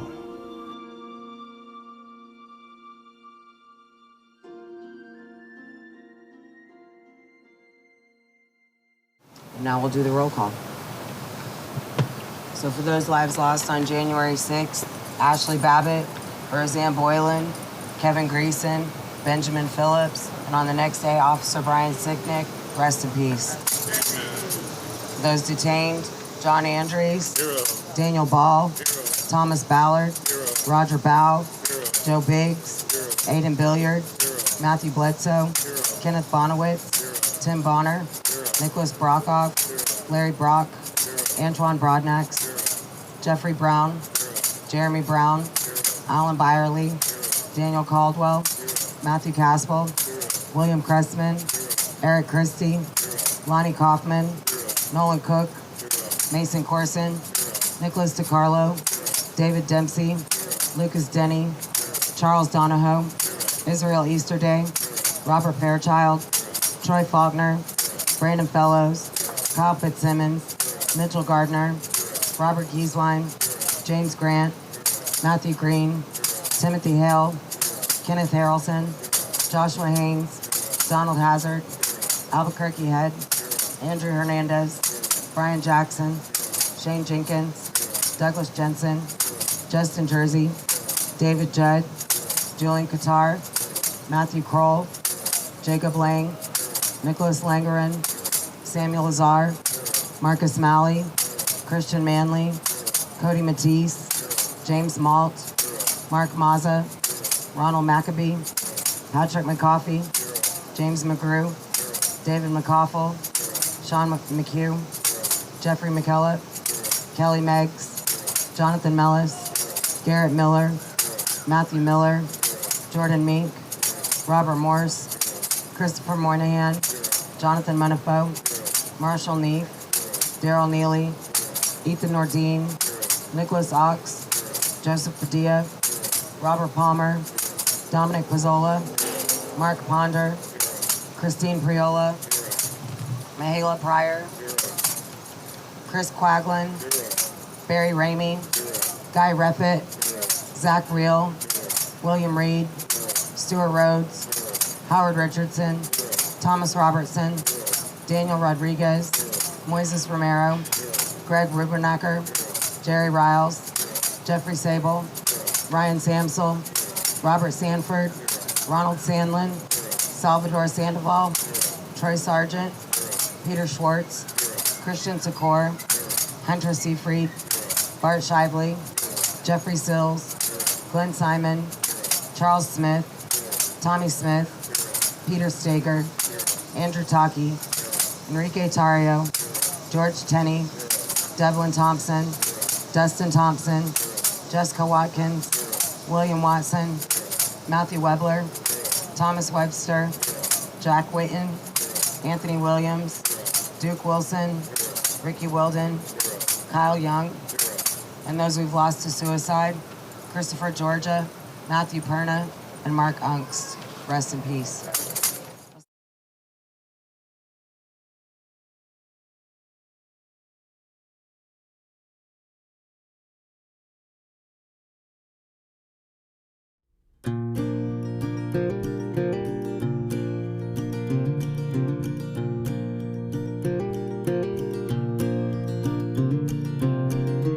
Hey Joe, where you going with that gun in your hand?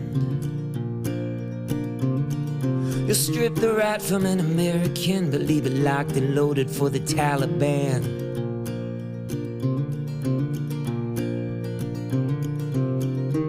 Hey Joe, where you going with that blood on your hands? I heard you say it was on the news. You're the president, the buck stops with you. Now there ain't no mommy and there ain't no dad, 'cause you wrapped them up in the American flag. 13 kids but you stopped a war, and there ain't no sense going back for more. 'Cause hey Joe, we did it, 81 million votes.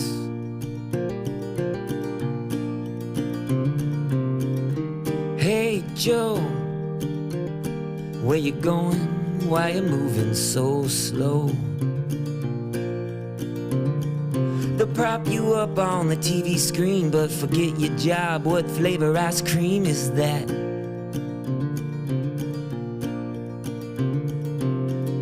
And hey Joe, where you going? Do you even know? Come on man, not a joke. Here's the deal, the country's broke. You ain't no leader and you ain't the boss. You wander around like you're lost. So check your watch, turn your back, set us up for the big attack. 'Cause hey Joe, we did it, 81 million votes.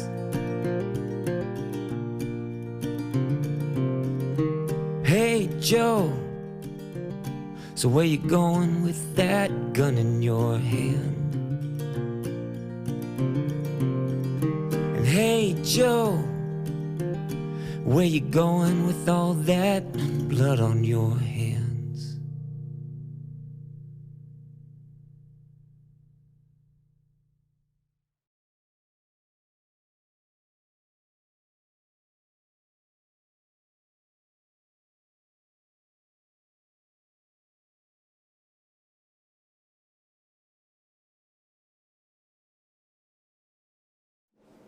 So, what do you want from all of this?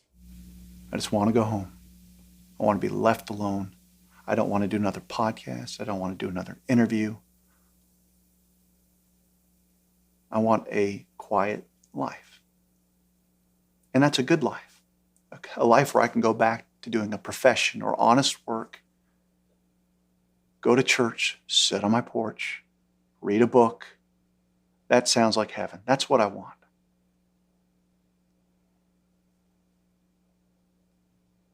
That's good enough.